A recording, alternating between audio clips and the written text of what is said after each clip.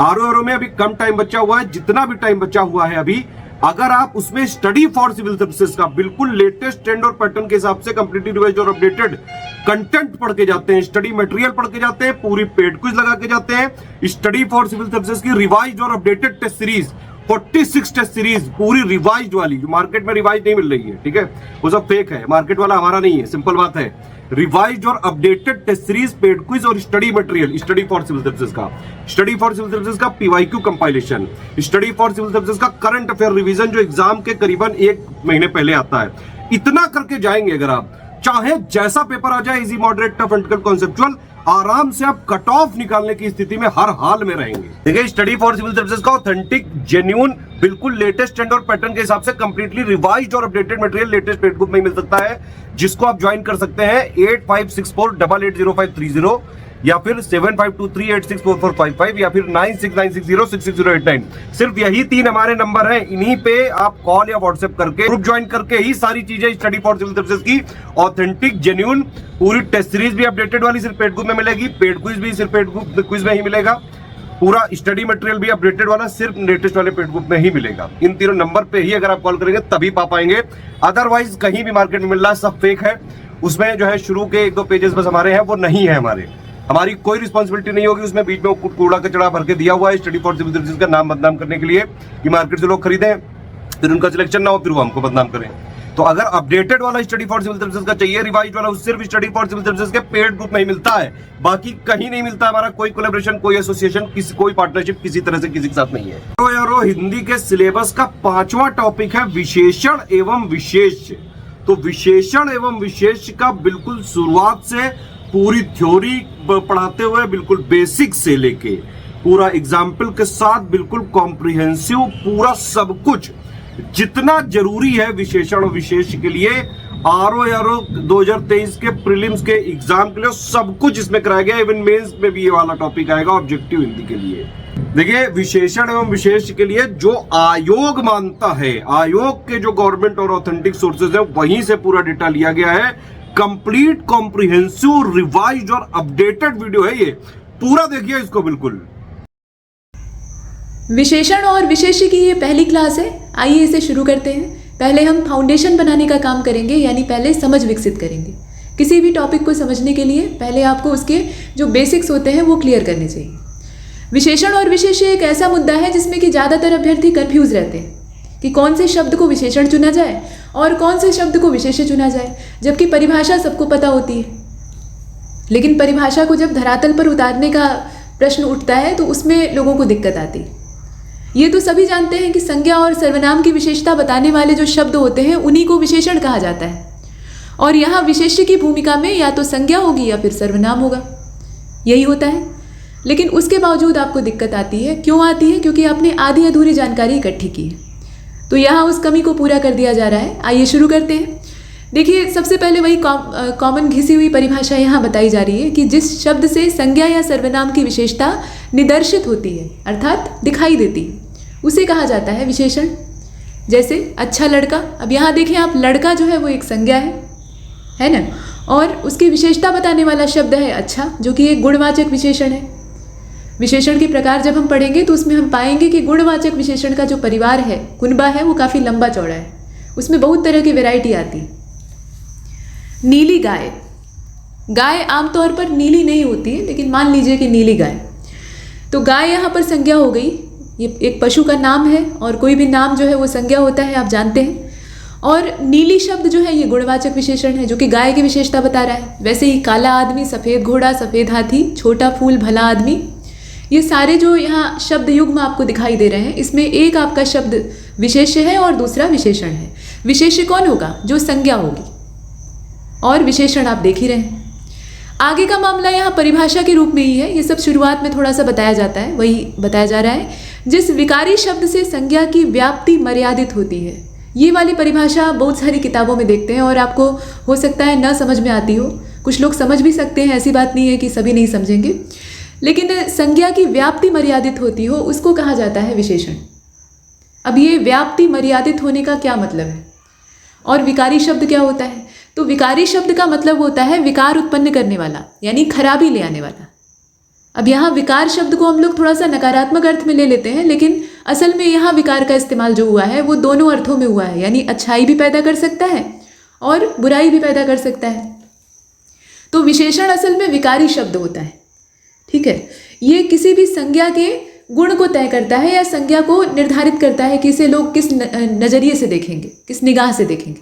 जैसे आप कहें कि भला आदमी, तो लोगों के दिमाग में इमेज बनेगी कि ये आदमी जो है ये भला है, मतलब जिसके बारे में आप बता रहे हैं अच्छा है, तो सभी लोग उसके बारे में सकारात्मक सोचेंगे। लेकिन जो आदमी के विषय में जानकारी थी उसमें कुछ न कुछ परिवर्तन तो हुआ ना, मतलब विकार उत्पन्न हुआ, तो ये विशेषण हो गया। और इसी का दूसरा रूप आप देखिए, दुष्ट आदमी। अब ये दुष्ट शब्द जो है ये भी गुणवाचक विशेषण है ना, और ये भी उसी आदमी की विशेषता बता रहा है, लेकिन लोगों के दिमाग में बहुत खराब छवि बनेगी कि इस आदमी से दूर रहना चाहिए।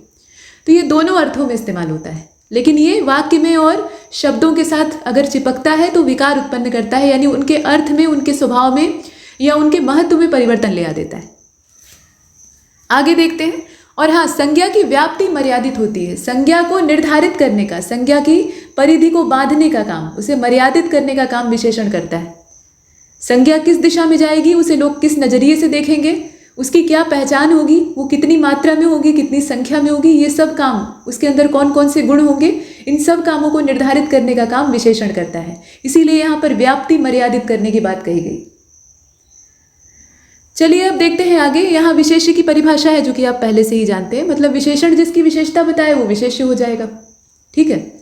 यहाँ टेबल बनी हुई है, वही सामान्य जानकारियों को छांट कर अलग कर दिया गया है। अच्छा लड़का अच्छा विशेषण है, लड़का विशेष्य है, बताने की आवश्यकता नहीं है, फिर भी देख लीजिए। नीली जो है वो विशेषण है, गुणवाचक विशेषण है ना। और गाय विशेष्य हो गया, लड़कियाँ यहाँ विशेष्य हो गई, 5 विशेषण हो गया, ये संख्यावाचक विशेषण है, ठीक। छोटा फूल ये गुणवाचक विशेषण है, फूल की विशेषता बताई जा रही है तो ये विशेष्य हो गया आपका। भला आदमी बुरा आदमी है ना, तो भला और बुरा ये दोनों गुणवाचक विशेषण है। आदमी आपका संज्ञा हो गया। सफ़ेद हाथी, सफ़ेद घोड़ा, काला काला आदमी, गोरा आदमी है ना, ये सब चीज़ें। अब आइए विशेषण के प्रकार देख लेते हैं। तो ये 4 प्रकार का होता है। वैसे आपको बहुत सारी वैरायटी अलग अलग पुस्तकों में दिख जाएगी, लेकिन 4 इसका मुख्य प्रकार होता है जिसको कि देखना है। देखिए, सबसे पहला है इसमें गुणवाचक। ये गुणों का आभास कराता है। अब गुणों में गुण भी आते हैं और दोष यानी अवगुण भी आते हैं। ऐसा नहीं है कि गुणवाचक विशेषण में सिर्फ तारीफें होती हैं, जितनी बुराई है वो भी इसी में होती है। जैसे अच्छा आदमी, अब अच्छा शब्द गुणवाचक विशेषण है। बुरा आदमी, बुरा या दुष्ट शब्द जो है वो भी गुणवाचक विशेषण है ना। तो यहाँ गुण में दोनों आ जाते हैं, गुण भी और अवगुण भी। तो गुणवाचक विशेषण हो गया। अभी हम विस्तार से देखेंगे। संख्यावाचक, संख्या का बोध कराता है कि संज्ञा या सर्वनाम कितनी संख्या में है। लड़कियां हैं तो कितनी लड़कियां हैं, 5 लड़कियां हैं। अब यहीं पर लिख दें कई लड़कियां, तो अनिश्चित संख्यावाचक हो जाएगा। 5 है तो निश्चित संख्यावाचक है, वो प्रकार भी हम देखेंगे। परिमाणवाचक, कुछ चीज़ें ऐसी होती हैं जिनको कि आप गिन नहीं सकते। कुछ संज्ञाएं और कुछ सर्वनाम ऐसे होते हैं, संज्ञा के स्थान पर इस्तेमाल हो रहा है तो सर्वनाम हो गया। बेसिकली हम लोग संज्ञा को देखते हैं। तो कुछ संज्ञाएं ऐसी होती हैं जिन्हें आप गिन नहीं सकते। अब तेल को आप गिनेंगे थोड़ी ही, तेल को तो आप परिमाण में ही तौलेंगे ना, या द्रव्यमान है उसका परिमाण ही आपको मालूम होगा, उसे गिना नहीं जा सकता है ना। इसमें देखिए, तो परिमाणवाचक विशेषण में ये दोनों आ जाते हैं। मतलब निश्चित मात्रा अगर किसी पदार्थ की आपको पता है, जैसे 5 लीटर तेल, ठीक है। अब यहाँ क्या है, ये निश्चित परिमाणवाचक है। कुछ दूध, कुछ पानी, थोड़ा पानी। अब ये जो यहाँ पर आप देख रहे हैं ना, ये क्या है, इसमें आपको पता नहीं है पानी कितना है, दूध कितना है, उसकी मात्रा तय नहीं है, लेकिन ये बात कन्फर्म है कि उसे तौल कर ही मापा जा सकता है, या उसके लिए मापन के लिए परिमाण की जो विधि है वही काम करती है। यहाँ हम गिन नहीं सकते, तो ये संख्यावाचक किसी कीमत पर नहीं होगा, ये हो जाएगा परिमाणवाचक। और अंत में आता है संकेतवाचक, ये संकेत करने का काम करता है। अब इसकी इशारेबाजी कैसी होती है ये हम देखेंगे। सबसे पहले हम सबसे बड़े बेटे को देखेंगे जो कि है गुणवाचक विशेषण। विशेषण का सबसे योग्य सपूत है ये, इसके पास बहुत सारी क्वालिटीज़ हैं। और मज़े की बात तो ये है ना कि इसके अंदर इतनी ज़्यादा विशेषताएं होती हैं कि कभी कभी जब वाक्य में संज्ञा और सर्वनाम गायब हो जाए, ऐसा भी होता है। किसी वाक्य में ना संज्ञा और सर्वनाम जो है वो गायब रहते हैं, यानी वाक्य का नेतृत्व करने वाला कोई लीडर ही नहीं होता। तो जब लीडर ही खत्म हो जाए तो उस स्थिति में कमान संभालने का जिम्मा इसी के पास आता है, गुणवाचक विशेषण के पास। उस कंडीशन में गुणवाचक विशेषण ही वहां पर कर्ता का काम करता है। तो आइए देखें, जिस विशेषण से संज्ञा या सर्वनाम के गुण का बोध होता हो। अब गुण में क्या क्या चीज़ें हैं, तो गुण के अलावा अवगुण भी, रूप, रंग, आकार, अवस्था, स्वभाव, ध्यान से देखिएगा, दशा, स्वाद, स्पर्श, गंध, दिशा, स्थान, समय, भार, तापमान और आदि। और आदि में लंबी चौड़ी लिस्ट है, लेकिन इतना भी अगर आपके दिमाग में रहेगा, जितने यहाँ पर चीज़ों को गिनाया गया है, तो भी आप पहचान पाएंगे। और ये तरीका अगर ना काम करे तो ये देख लीजिए कि संकेत नहीं कर रहा है, संख्या नहीं बता रहा है, मात्रा नहीं तौल रहा है, ये सब काम नहीं कर रहा है, तो निश्चित तौर पर वो गुणवाचक विशेषण होगा, है ना। उल्टा आप रिवर्स प्रोसेस भी अपना सकते हैं, पहचानना आसान हो जाता है।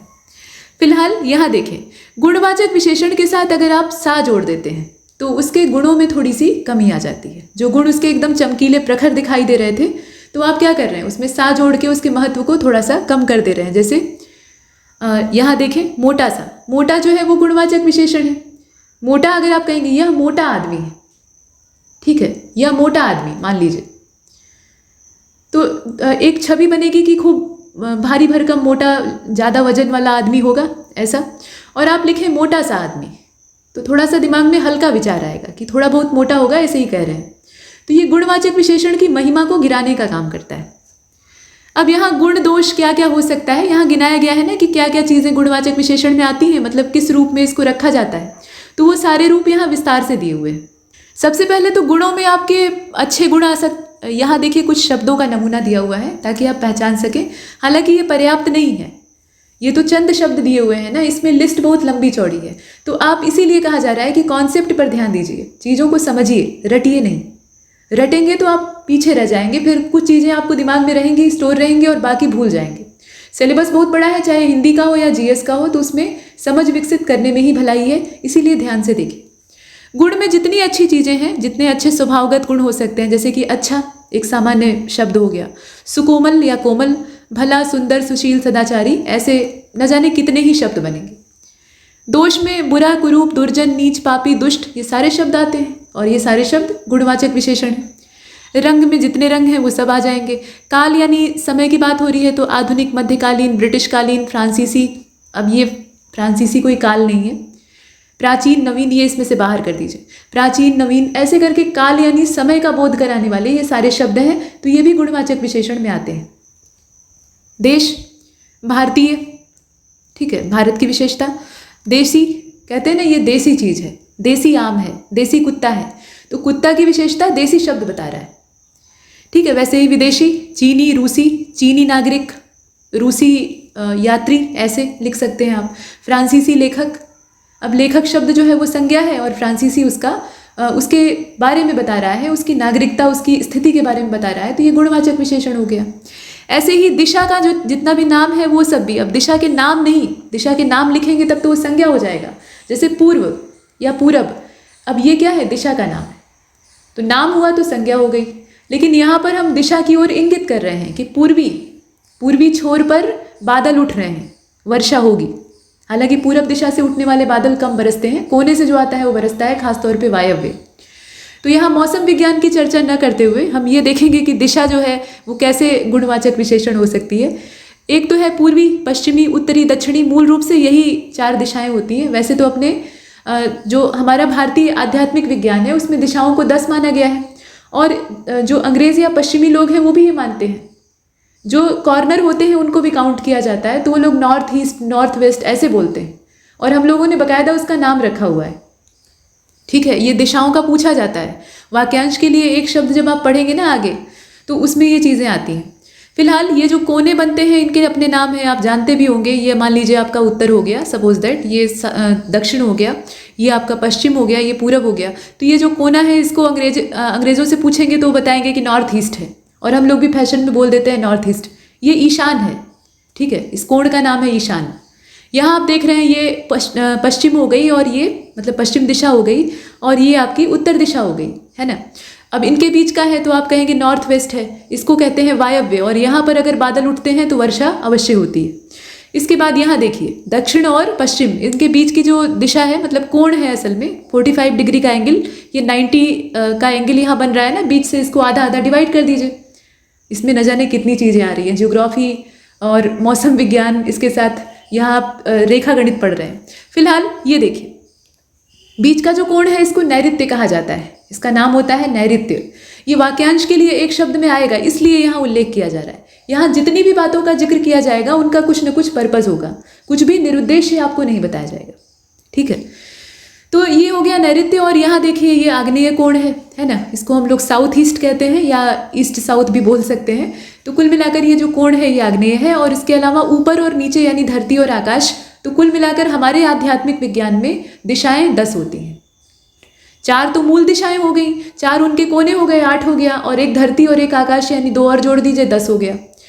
तो ये मामला है। कुल मिलाकर यहाँ दिशाओं की ओर इशारा करने वाला या दिशाओं की विशेषता बताने वाला या दिशा से संबंध रखने वाला अगर कोई विशेषण इस्तेमाल होता है, जैसे पूर्वी, अभी एग्जाम्पल दिया था तो उसमें बताने की आवश्यकता नहीं है। कमरे का दक्षिणी छोर, अब यहाँ छोर की विशेषता कौन बता रहा है? दक्षिणी, तो ये दिशा का आभास करा रहा है, तो ये सब गुणवाचक में आएगा। इसके बाद आकार में जितने प्रकार के आकार हो सकते हैं वो सब आ जाएंगे।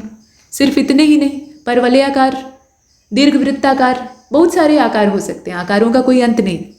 दशा जितनी भी है, दशा मतलब स्थिति, कोई व्यक्ति स्वस्थ है तो हम कहेंगे कि निरोग आदमी है, ठीक है। अब निरोग शब्द जो है वो आदमी की विशेषता बता रहा है। दुर्बल व्यक्ति है, दुर्बल मजदूर है, इससे काम नहीं होगा, ऐसे हम बोल देते हैं। तो दुर्बल शब्द जो है वो मजदूर की विशेषता बता रहा है। वाक्य को पढ़कर हमें पता लग जा रहा है कि मजदूर शारीरिक रूप से काफ़ी कमज़ोर है और वो काम करने में सक्षम नहीं है ना। तो ये मजदूर के बारे में या किसी भी व्यक्ति के साथ जुड़ता है या किसी चीज़ संज्ञा के साथ जुड़ता है तो उसकी विशेषता बताता है। स्वस्थ, हृष्ट पुष्ट, ये सारे शब्द वैसे ही हैं। और स्थान जितने भी होते हैं, स्थान का मतलब वही ऊंचा नीचा, बाहरी भीतरी, यहाँ स्थान से ये तात्पर्य है। तो ये सब क्या है? गुणवाचक विशेषण है। कुछ यहाँ पे नमूने दिए हैं, लेकिन ये हमेशा याद रखिए सिर्फ इतने ही नहीं है, ये तो सिर्फ एक छोटा सा उसका टुकड़ा यहाँ प्रस्तुत किया गया है ताकि आप समझें। अब आइए आगे चलते हैं। गुणवाचक विशेषण का विस्तार बहुत ज़्यादा है, अगर पढ़ने लगेंगे तो पूरा एक कोर्स उसी पर डेवलप करना पड़ेगा, लेकिन जितनी आवश्यकता है उतना जाने बेहतर होगा। संख्यात्मक विशेषण, संख्यात्मक नहीं, असल में संख्यावाचक। तो इससे संज्ञा और सर्वनाम की सीधी बात है, संख्या का बोध होता है। कितनी गिनती में कितने हैं, गिनने पर संज्ञाएं जो हैं वो कितनी आ रही हैं। 12 चिड़िया टहनी पर बैठी हैं, 12 चिड़ियाँ जो हैं वो टहनी पर बैठी हैं, ऐसे। तो चिड़ियाँ कितनी हैं? 12 हैं। अब 12 शब्द जो है वो चिड़ियों की विशेषता बता रहा है, तो यहाँ ये संख्यावाचक हो जाएगा। इसके मूल रूप से 3 भेद नहीं होते हैं, 2 भेद होते हैं, क्योंकि 2 ही आपको दिख रहे हैं और असल में भी 2 ही होते हैं, तो यहाँ पर संशोधन कर लीजिएगा। एग्जाम्पल देने की आवश्यकता नहीं है, पर्याप्त इस पर चर्चा पहले ही हो चुकी है। तो देखिए, निश्चित संख्यावाचक में सीधी परिभाषा है भाई, संख्या आपको निश्चित तौर पर मालूम होती है कि इतनी ही संख्या में है। 12 सेब, ठीक है। अब सेब की विशेषता 12 शब्द बता रहा है, या 6 सेब और कुछ सेब। अब कुछ का मतलब यहाँ पर क्या हो जाएगा? अनिश्चितता की स्थिति है, आपको अता पता है ही नहीं है। या आप कह दें कई सेब, अब कई में कितने आ जाएंगे वो नहीं मालूम है, तो वो अनिश्चित में चला जाएगा। अब इसके भी 4 प्रकार होते हैं, ये तो आपने देखा है एक सिंपल। अब इसके 4 प्रकार कौन कौन से होते हैं देखिए। गणनावाचक होता है, क्रमवाचक होता है, आवृत्तिवाचक होता है और समुदायवाचक होता है। लेकिन इनको पढ़ने से पहले एक चीज़ गांठ बांध लीजिए कि संख्यावाचक विशेषण में हम उन्हीं विशेषणों को डालेंगे जिन्हें हम गिन सकते हैं, चाहे जैसे गिन सकते हैं। आवृत्ति के आधार पर गिन सकें, समुदायों को गिन सके, कोई दिक्कत नहीं है। क्रम के तौर पे गिनती कर सके, गिनती भी तो क्रम में होती है। तो क्रमवाचक का मतलब क्या है? वहाँ हम क्रमों को गिन रहे हैं। और वैसे ही गणनावाचक तो गिनती है ही है, तो इसमें गिनती का मामला होता है बस। गणनावाचक में सीधा सीधा होता है 1 2 3 4, मतलब जो आपके नंबर्स होते हैं उनके आधार पे हम तय करते हैं कि संज्ञा की या सर्वनाम की मात्रा कितनी है, उनकी संख्या कितनी। क्रमवाचक में जैसे पहली कक्षा में है, ठीक है, पहला प्रयास था, तो यहाँ प्रयास की विशेषता कौन बता रहा है? पहला शब्द बता रहा है। दूसरा प्रयास था, तीसरा प्रयास था। आप कहते हैं ना कि सिविल सेवा परीक्षा में ये मेरा तीसरा अटेम्प्ट है, तो अटेम्प्ट यानी प्रयास, तो यहाँ आप लिखेंगे ना तीसरा प्रयास। अब तीसरा शब्द जो है वो आपके प्रयासों की संख्या बता रहा है, उसकी विशेषता बता रहा है, तो प्रयास यहाँ आपका विशेष्य हो जाएगा और तीसरा जो है वो आपका संख्यावाचक विशेषण हो जाएगा। और उसमें भी कौन सा? तो क्रमवाचक विशेषण हो जाएगा। इसके बाद आवृत्तिवाचक, जैसे कि दुगुना, 2 की आवृत्ति हो रही है ना, तो इसलिए आवृत्ति का मतलब होता है दोहराव। तिगुना, चौगुना, ये सब क्या है? ये आवृत्तिवाचक है। ऐसे 5 गुना, 10 गुना, 100 गुना, लाख गुना लिख सकते हैं ना, तो ये सब जो है ये दोहराव का परिचय देते हैं। दुगुने का मतलब क्या होता है? 2 से आप मल्टीप्लाई करते हैं। तिगुने का मतलब होता है कि आप 3 से गुणा करते हैं, तो यहाँ आवृत्ति तो हो ही रही है, वही चीज़ दर्शाई गई। और अंत में समुदाय में आभास होता है समूह का, ठीक है, तो उसमें दोनों, तीनों, पांचों, चारों, पांचों भाई आए थे। ठीक है, तो ऐसे लिखा जा सकता है। तो ये सब जो है ये गिनने के काबिल होते हैं और इसीलिए इन्हें निश्चित संख्यावाचक में डाला गया है। इसके बाद जो संख्यावाचक विशेषण का दूसरा सबसे संदेहजनक प्रकार होता है वो होता है अनिश्चित संख्यावाचक। और अनिश्चित संख्यावाचक में मजे की बात यही होती है कि हमें पता नहीं होता है कि संख्या कितनी है, बस ये मालूम होता है कि संख्या है, लेकिन कितनी है एग्जैक्टली वो नहीं मालूम होती। अब इसमें भी कुछ प्रकार हैं, जैसे कि प्रत्येक बोधक है। तो इसको देख लीजिए। प्रत्येक बोधक यहाँ नंबर पहला पड़ा हुआ है, लेकिन कोई बात नहीं, इसे आप इसी रूप में देखिए, नंबर को जाने दीजिए। प्रत्येक बोधक में पार्थक्यवाचक का भाव निकल कर आता है। पार्थक्य का मतलब होता है अलग करना या पृथक करना। वजह क्या है? वजह यह है कि ये एक ही जाति की हर वस्तु के सूचक होते हैं, जैसे कि प्रत्येक एक शब्द ही हो गया, उसके अलावा हर एक, दो दो। अब इसमें आपको नहीं पता है, अब दो दो करके कितने दो हो जाएंगे वो नहीं जानते आप, है ना। वैसे ही आप हर एक कह रहे हैं, हर एक बच्चा, तो बच्चों को आप गिन सकते हैं, लेकिन संख्या आपको एग्जैक्टली नहीं पता है, तो ये अनिश्चित संख्यावाचक में आ जाएगा। इसके बाद जो तीसरा प्रकार है वो है परिमाणवाचक। यहाँ हम गिन नहीं सकते, यहाँ हम या तो नाप सकते हैं या फिर तौल सकते हैं, यानी मेजरमेंट कर सकते हैं लेकिन काउंटिंग नहीं कर सकते। समझ रहे हैं? तो ऐसी चीज़ों को नाप और तौल का यहाँ बोध होता है, जैसे कि सेर भर दूध। सेर जो है एक वजन को नापने का पुराना मात्रक है। आजकल तो ये पौवा और सेर जो है नहीं चलता है, पहले चलता था। पौवे में आजकल दूध नापा जाता है, ग्वाले नापते हैं, लेकिन वो सब अब प्रचलन से बाहर हो गया। अब सब ग्राम में नापा जाता है, ग्राम और किलोग्राम में चलता है, सब SI सिस्टम में चल रहा है। तो सेर भर दूध है, ये क्या है? परिमाण है। अब दूध को आप गिन थोड़े ही सकते हैं, तौल सकते हैं, नाप सकते हैं, है ना। नाप नहीं सकते एग्जैक्टली, तौल सकते हैं। थोड़ा पानी, कुछ पानी, सब धन, सब घी, थोड़ा घी, ज़्यादा घी, ऐसे। तो इसका मतलब क्या हुआ? ये परिमाण बोधक हो गया। यहाँ पर आपको पता है कि नापा जाएगा या फिर तोला जाएगा। इसके भी दो प्रकार होते हैं, जैसे संख्यावाचक का था ना, वैसे ही यहाँ पर भी दो प्रकार वही है, निश्चित परिमाणवाचक और अनिश्चित परिमाणवाचक। निश्चित में आपको मात्रा पता होती है कि 5 सेर दूध लेना है ना, 5 सेर तेल ले आओ। तो अब यहाँ तेल की मात्रा आपको पता है, या 5 लीटर दूध तौला गया, है ना, तो आपको पता है कि दूध कितना चाहिए। लेकिन अभी आपसे कह दिया जाए कि कुछ दूध खरीद ले आओ, तो अब कुछ में आपको नहीं मालूम है कि कितना, तो आप या तो अपने अंदाजे से ले आएंगे और नहीं तो प्रश्न करेंगे कि कितना ले आना है, सही सही बताओ, है ना। तो दोनों स्थितियां आप देख रहे हैं और उसी को यहाँ एग्जाम्पल के साथ बाकायदा समझाया गया है। जैसे कि निश्चित परिमाण का बोध हो रहा है 5 किलो 2.5 मीटर ऐसे, और अनिश्चित परिमाणवाचक में वही चीज़ नहीं होती है, मतलब निश्चय नहीं होता है कुछ भी, जरा सा कुछ ऐसे शब्दों का इस्तेमाल किया जाता है। यहाँ पर एक अंतर बताया गया है। कभी कभी क्या होता है, ऐसे तो हम स्पष्ट अंतर देख रहे हैं और अलग अलग परिभाषाएं देख रहे हैं, लेकिन कभी कभी ये होता है कि जो संख्यावाचक और परिमाणवाचक विशेषण है वो आपस में मैच करने लगते हैं, क्योंकि कुछ शब्द इन दोनों में कॉमन होते हैं। ठीक, जैसे सब, अधिक, कुछ, बहुत, थोड़ा, ये जो है ये नापने में भी इस्तेमाल होते हैं और गिनने में भी इस्तेमाल होते हैं, है ना। तो अब ऐसी स्थिति में आपको स्वविवेक से निर्णय लेना होगा। आपको ये देखना होगा कि संज्ञा क्या है। जब आपको ये तय करने में आप सक्षम नहीं है कि विशेषण कौन सा है, ये आपका अनिश्चित संख्यावाचक है कि अनिश्चित परिमाणवाचक है, इसमें आप कतई कंफ्यूज हो गए हैं, तो आप ये देखिए फिर कि संज्ञा क्या है। संज्ञा की ओर ध्यान दीजिए। वो चीज़ नापी जा सकती है, तौली जा सकती है या फिर गिनी जा सकती है। उसके साथ हम क्या बर्ताव कर सकते हैं, और आप स्पष्ट तौर पे जान जाएंगे। ठीक है, ये पता लग जाएगा, संज्ञा को देखते ही मालूम हो जाएगा कि आप उसे गिन सकते हैं कि तौल सकते हैं, और जैसे ही ये पता लगे आप अंतर कर लेंगे। तो ये सीधा है, इसमें इतना ज़्यादा लंबा चौड़ा यहाँ व्याख्यान पढ़ने की आवश्यकता नहीं है, एक सामान्य ट्रिक है। अब यहाँ देखिए वही चीज़ कंपेयर करके बताई गई, जैसे थोड़ी चाय, थोड़े फल। यहाँ लिंग और वचन के आधार पर आपको फंसाने का प्रयास किया गया है कि लिंग और वचन ध्यान दीजिएगा, एक वचन में है तो फलाने होगा और बहुवचन में है तो ढिकाने हो जाएगा। लेकिन इतना सारा आप रटेंगे कैसे? तो व्यवहारिक ज्ञान जो है उसको प्रज्वलित करिए, अपनी मेधा शक्ति का इस्तेमाल करिए, यानी अपनी बौद्धिकता का। तो उसमें सीधी बात है, जिन चीज़ों को, जिन संज्ञाओं को आप गिन पाएंगे, लेकिन गिनती आपको पता नहीं है कितना गिनना है, लेकिन गिन सकते हैं, ठीक है, तो उसमें क्या हो जाएगा? अनिश्चित संख्यावाचक हो जाएगा। तौल सकते हैं या नाप सकते हैं, लेकिन उसका एग्जैक्ट आंकड़ा आपको नहीं पता है, तो आप कहेंगे कि अनिश्चित परिमाणवाचक है। Very simple. यहाँ वही चीज़ है, जैसे गायों को आप गिन सकते हैं, तो ये क्या है? अनिश्चित संख्यावाचक है। बहुत गायें हैं, अब कितनी है नहीं पता है, लेकिन हाँ गिन सकते हैं। बहुत गायें, फिर से लिख दिया गया। अधिक लोग, लोगों को भी आप गिन सकते हैं, लोगों को तौलेंगे या नापेंगे थोड़े ही, समझ रहे हैं ना। कुछ पुस्तकों को भी गिना जा सकता है, आमों को भी गिना जा सकता है, फलों को भी गिना जा सकता है। हालांकि तौल के भी फल मिलते हैं, लेकिन फलों की गिनती संभव है, और अगर गिनती संभव है तो वो संख्यावाचक में जाएगा।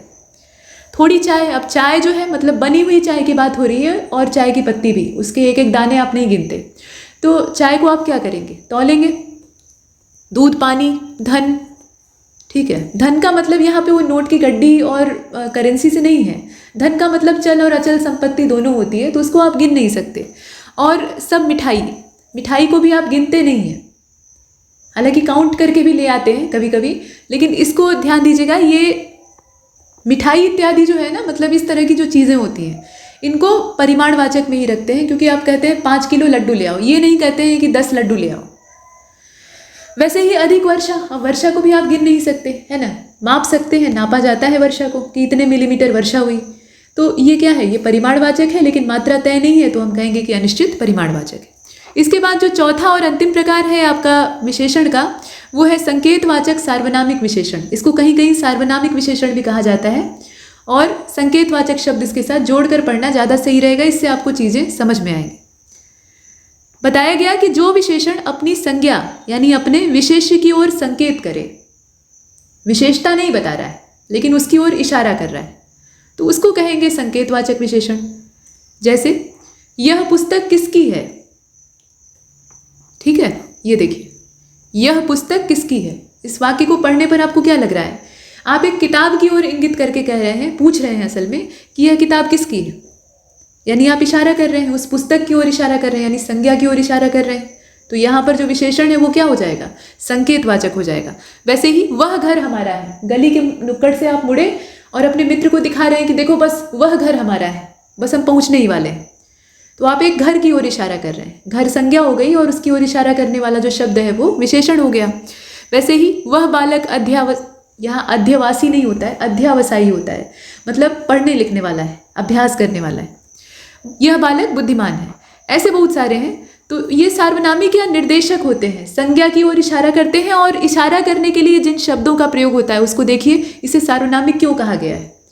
संज्ञा की ओर इशारा करने के लिए जिन शब्दों का विशेषण यहाँ प्रयोग कर रहा है वो असल में मूल रूप से सर्वनाम है ना। देखिए यह, वह, ये सब जो आप देख रहे हैं, ये संज्ञा के स्थान पर प्रयुक्त होने वाले शब्द हैं। लेकिन हमने यहाँ पर क्या किया, इन सर्वनामों को इस तरीके से इस्तेमाल किया कि ये संज्ञा की ओर इशारा करें, तो इसीलिए इन्हें कहा जाता है संकेतवाचक सार्वनामिक विशेषण, या निर्देशक भी कहा जाता है। अब यहाँ कुछ शब्दों की रचना भी हम देख लेते हैं, संज्ञा से कैसे बनता है, सर्वनाम से कैसे बनता है, क्रिया से कैसे बनता है। हालांकि ये सूची ये नहीं कहा जा सकता कि अपने आप में संपूर्ण है, लेकिन इससे आपको एक आइडिया लग जाएगा। तो देखिए, पृथ्वी जो है वो एक संज्ञा है ना, एक ग्रह का नाम है तो इसलिए संज्ञा है। इससे बनने वाला विशेषण पार्थिव हो जाएगा। दिन से दैनिक, नगर से नागरिक, प्यास से प्यासा, दया से दयालु, पशु से पाश्विक, ठीक है, पशु से, पशु जो है वो क्या है, संज्ञा है, एक जीव का नाम है। और पाश्विक, देव से दैवीय, दैवी नहीं दैवीय, यहाँ यह भी रहेगा। अग्नि से आग्नेय, आकाश से आकाशीय, ग्राम से, ग्राम में भी हो सकता है, ग्रामीण भी हो सकता है, मनुष्य से मानुषिक हो सकता है, इच्छा से इच्छुक हो सकता है, कृपा से कृपालु, जंगल से जंगली, शहर से शहरी, सूर्य से सौर, सूर्य से सौर मंडल, है ना। तो यहाँ हमने कुछ विशेषण संज्ञाओं से देखे। अब इसके बाद आप सर्वनाम से देख लीजिए। जैसे कोई है, अब कोई के साथ आपने क्या लगा दिया, सा लगा दिया, तो ये बन गया विशेषण। ऐसे ही कौन के आगे आपने सा लगाया तो ये विशेषण बन गया। मैं से मेरा बन गया, तू से तेरा बन गया, तुम से तुम्हारा बन गया, यह से इसका बन गया, वह से उसका बन गया। ध्यान दीजिएगा, यह से इसका और वह से उसका, ये थोड़ा सा आपको पता होना चाहिए। इसके बाद क्रिया से, कमाना से कमाऊं, कमाना एक क्रिया है ना, वर्ब है, और उससे जो बनने वाला एडजेक्टिव यानी विशेषण है वो हो गया कमाऊं। लड़ना से लड़ाका, लड़ाकू भी लिख सकते हैं। चलना से चालू, है ना, चालू हालत में है यानी चल रहा है। और देखिए, रक्षा करना से रक्षक, समझाना से, माफ कीजिएगा, समझना से समझदार, मिलना से मिलनसार, ये क्रिया से बनने वाले विशेषण हैं। और अच्छी बात यह है कि अव्यय से भी, अव्यय जो शब्द होते हैं ना, इनसे भी विशेषण बनते हैं। जैसे आज एक अव्यय है। आज जो शब्द है ना वो मूल रूप से एक अव्यय है और इसमें आप का जोड़ दीजिए बन जाएगा विशेषण। वैसे ही इसको अव्ययी विशेषण भी कहा जाता है। ये जो बन रहे हैं ना इनको एक नया नाम दिया गया है अव्ययी विशेषण। कुछ किताबों में आपको लिखा मिले तो आप परेशान मत होइएगा। चलिए, इसके बाद कल है तो कल से कल वाला हो जाएगा, वहाँ से वहाँ वाला हो जाएगा, यहाँ से यहाँ वाला हो जाएगा। कहते हैं ना वहाँ वाला घर मेरा है, तो वाला शब्द आपने जोड़ा यानी यहाँ पर आपने क्या किया, एक अव्यय को विशेषण में कन्वर्ट कर दिया। अब यहाँ एक और नई चीज़ हम देखेंगे और ये भी काफ़ी काम की है, इससे प्रश्न बनते हैं। विशेषण की अवस्थाएं, 3 तुलनात्मक अवस्थाएं होती हैं। विशेषण के प्रकार तो हमने देखे, लेकिन इसकी स्थितियाँ देखना बाकी था। तो इसमें एक तो होती है इसकी मूल स्थिति यानी इसका ओरिजिन, यानी विशेषण जैसा है वैसे ही लिख दीजिए, वो इसकी मूलावस्था हो जाएगी। अब उसके बाद शुरू होती है तुलना।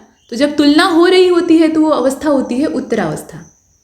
यहाँ 2 चीज़ों के बीच में आपस में कंपटीशन हो रहा होता है और श्रेष्ठता साबित करने की होड़ लगी रहती है।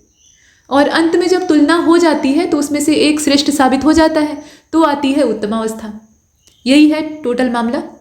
यहाँ उसको थोड़ा सा थ्योरेटिकल तरीके से दिखाया गया है, एक बार देख लीजिए। मूलावस्था को पढ़ने की आवश्यकता ही नहीं है, यहाँ तुलना नहीं हो रही है, जैसे है वैसे ही ठीक है। श्रेष्ठ जो है वो एक गुणवाचक विशेषण है। अब हमने लिख दिया कि गोपी श्रेष्ठ बालक है। अब यहाँ गोपी के साथ हम किसी चीज़ की मतलब किसी और व्यक्ति या बालक की तुलना तो कर नहीं रहे हैं, यहाँ अकेला वही है, तो हमने मान लिया कि गोपी श्रेष्ठ बालक है। ये मूल अवस्था है। अभी हम क्या करना चाहते हैं, हम 2 प्राणियों की 2 वस्तुओं की तुलना करेंगे। तो हम लिखेंगे कि महेंद्र मोनू से श्रेष्ठतर खिलाड़ी है। अगर आप ट्रिक के माध्यम से पकड़ना चाहें तो उत्तरावस्था में तर का इस्तेमाल होता है और उत्तमावस्था में तम का इस्तेमाल होता है। मूलावस्था में ये दोनों ही नहीं होते हैं। ठीक है, तो यहाँ जो उत्तरावस्था है इसमें आप देखें महेंद्र मोनू से श्रेष्ठतर खिलाड़ी है। श्रेष्ठ में हमने क्या किया, तर जोड़ दिया। ठीक है, वैसे ही उत्तमावस्था देखिए, अब यहाँ पर श्रेष्ठता साबित हो जाती है तो हम लिख देंगे कृष्ण श्रेष्ठतम धावक है। हमने तम लगाया, बात खत्म हो गई। अब उसके आगे पीछे कोई टक्कर में बचा नहीं। या आप तम की जगह पे कुछ और भी इस्तेमाल कर सकते हैं, सबसे, सर्वाधिक, इस तरह के शब्दों का भी इस्तेमाल हो सकता है जो कि कभी कभी प्रयोग कर देता है आयोग, तो उसमें आपको पकड़ना होता है। अब विशेष्य के क्रम के आधार पे विशेष्य जो है वो वाक्य में कहाँ पर आएगा, आगे आएगा कि पीछे आएगा, किधर आएगा, तो उसके क्रम के आधार पर भी विशेषण को हम 2 भाग में पढ़ते हैं। एक तो आपका विशेष्य विशेषण होता है जिसको कि उद्देश्य विशेषण भी कहा जाता है, और दूसरा होता है विधेय विशेषण। ये भी बड़े काम की चीज़ है। देखिए, जो विशेषण विशेष्य से पहले आता है, विशेषण जब विशेष्य के पहले आए तो उसको कहेंगे उद्देश्य विशेषण या फिर विशेष्य विशेषण। इसके दोनों नाम होते हैं, विशेष्य विशेषण भी कहा जाता है और उद्देश्य विशेषण भी कहा जाता है, दोनों एक ही चीज। रमेश चतुर लड़का है। अब यहाँ आप ध्यान से देखिए, चतुर शब्द जो है वो गुणवाचक विशेषण है और चतुर शब्द विशेषता किसकी बता रहा है, बताइए। चतुर शब्द जो है वो किसकी विशेषता बता रहा है, वो रमेश की विशेषता नहीं बता रहा है। ध्यान से देखिएगा, चतुर शब्द जो है वो लड़के की विशेषता बता रहा है। लड़का यहाँ संज्ञा है, रमेश भी संज्ञा है नो डाउट, लेकिन उसकी विशेषता नहीं बताई जा रही है, तो वो यहाँ पर विशेष्य नहीं बनेगा।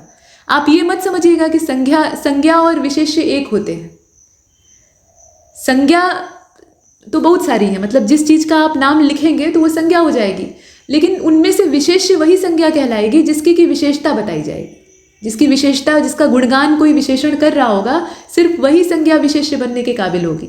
तो इसमें तो संज्ञा 2 हैं, रमेश भी और लड़का भी, लेकिन विशेषता किसकी बताई जा रही है, लड़के की, है ना। तो इसलिए चतुर शब्द जो है वो गुणवाचक विशेषण हो गया, लेकिन यहाँ गुणवाचक नहीं लिखेंगे, हम कहेंगे कि वो विशेष्य विशेषण है या उद्देश्य विशेषण है, क्योंकि वो संज्ञा से या विशेष्य से अपने पहले आया है। ऐसे ही आप देखें, मोहन बुद्धिमान विद्यार्थी है। यहाँ देखें आप 2 संज्ञाएं हैं, विद्यार्थी और मोहन, लेकिन बुद्धिमान शब्द विशेषता किसकी बता रहा है, विद्यार्थी की बता रहा है। विधेय विशेषण में क्या होता है, ये जो विशेषण होते हैं ये विशेष्य के पहले नहीं आते, विशेष्य के बाद आते हैं, और ज़्यादातर जो इनकी स्थितियां हम देखते हैं ये विशेष्य और क्रिया के बीच में होते हैं।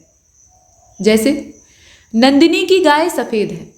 अब ये जो सफ़ेद शब्द है ये गाय की विशेषता बता रहा है, यानी गाय यहाँ पर विशेष्य है और विशेष्य के बाद ये विशेषण आ रहा है जो है वो सहायक क्रिया है, जानते हैं ना। तो बीच में आ रहा है ना क्रिया और विशेष्य के, या कुल मिलाकर विशेष्य के बाद आ रहा है, सिर्फ इतना भी समझ ले तो काम हो जाएगा। तो ये आपका हो जाएगा विधेय। ऐसे ही रमेश का लड़का गुणवान है। गुणवान शब्द लड़के की विशेषता बता रहा है और वो लड़के के बाद यानी विशेष्य के बाद आया है, तो ये भी आपका विधेय विशेषण हो जाएगा।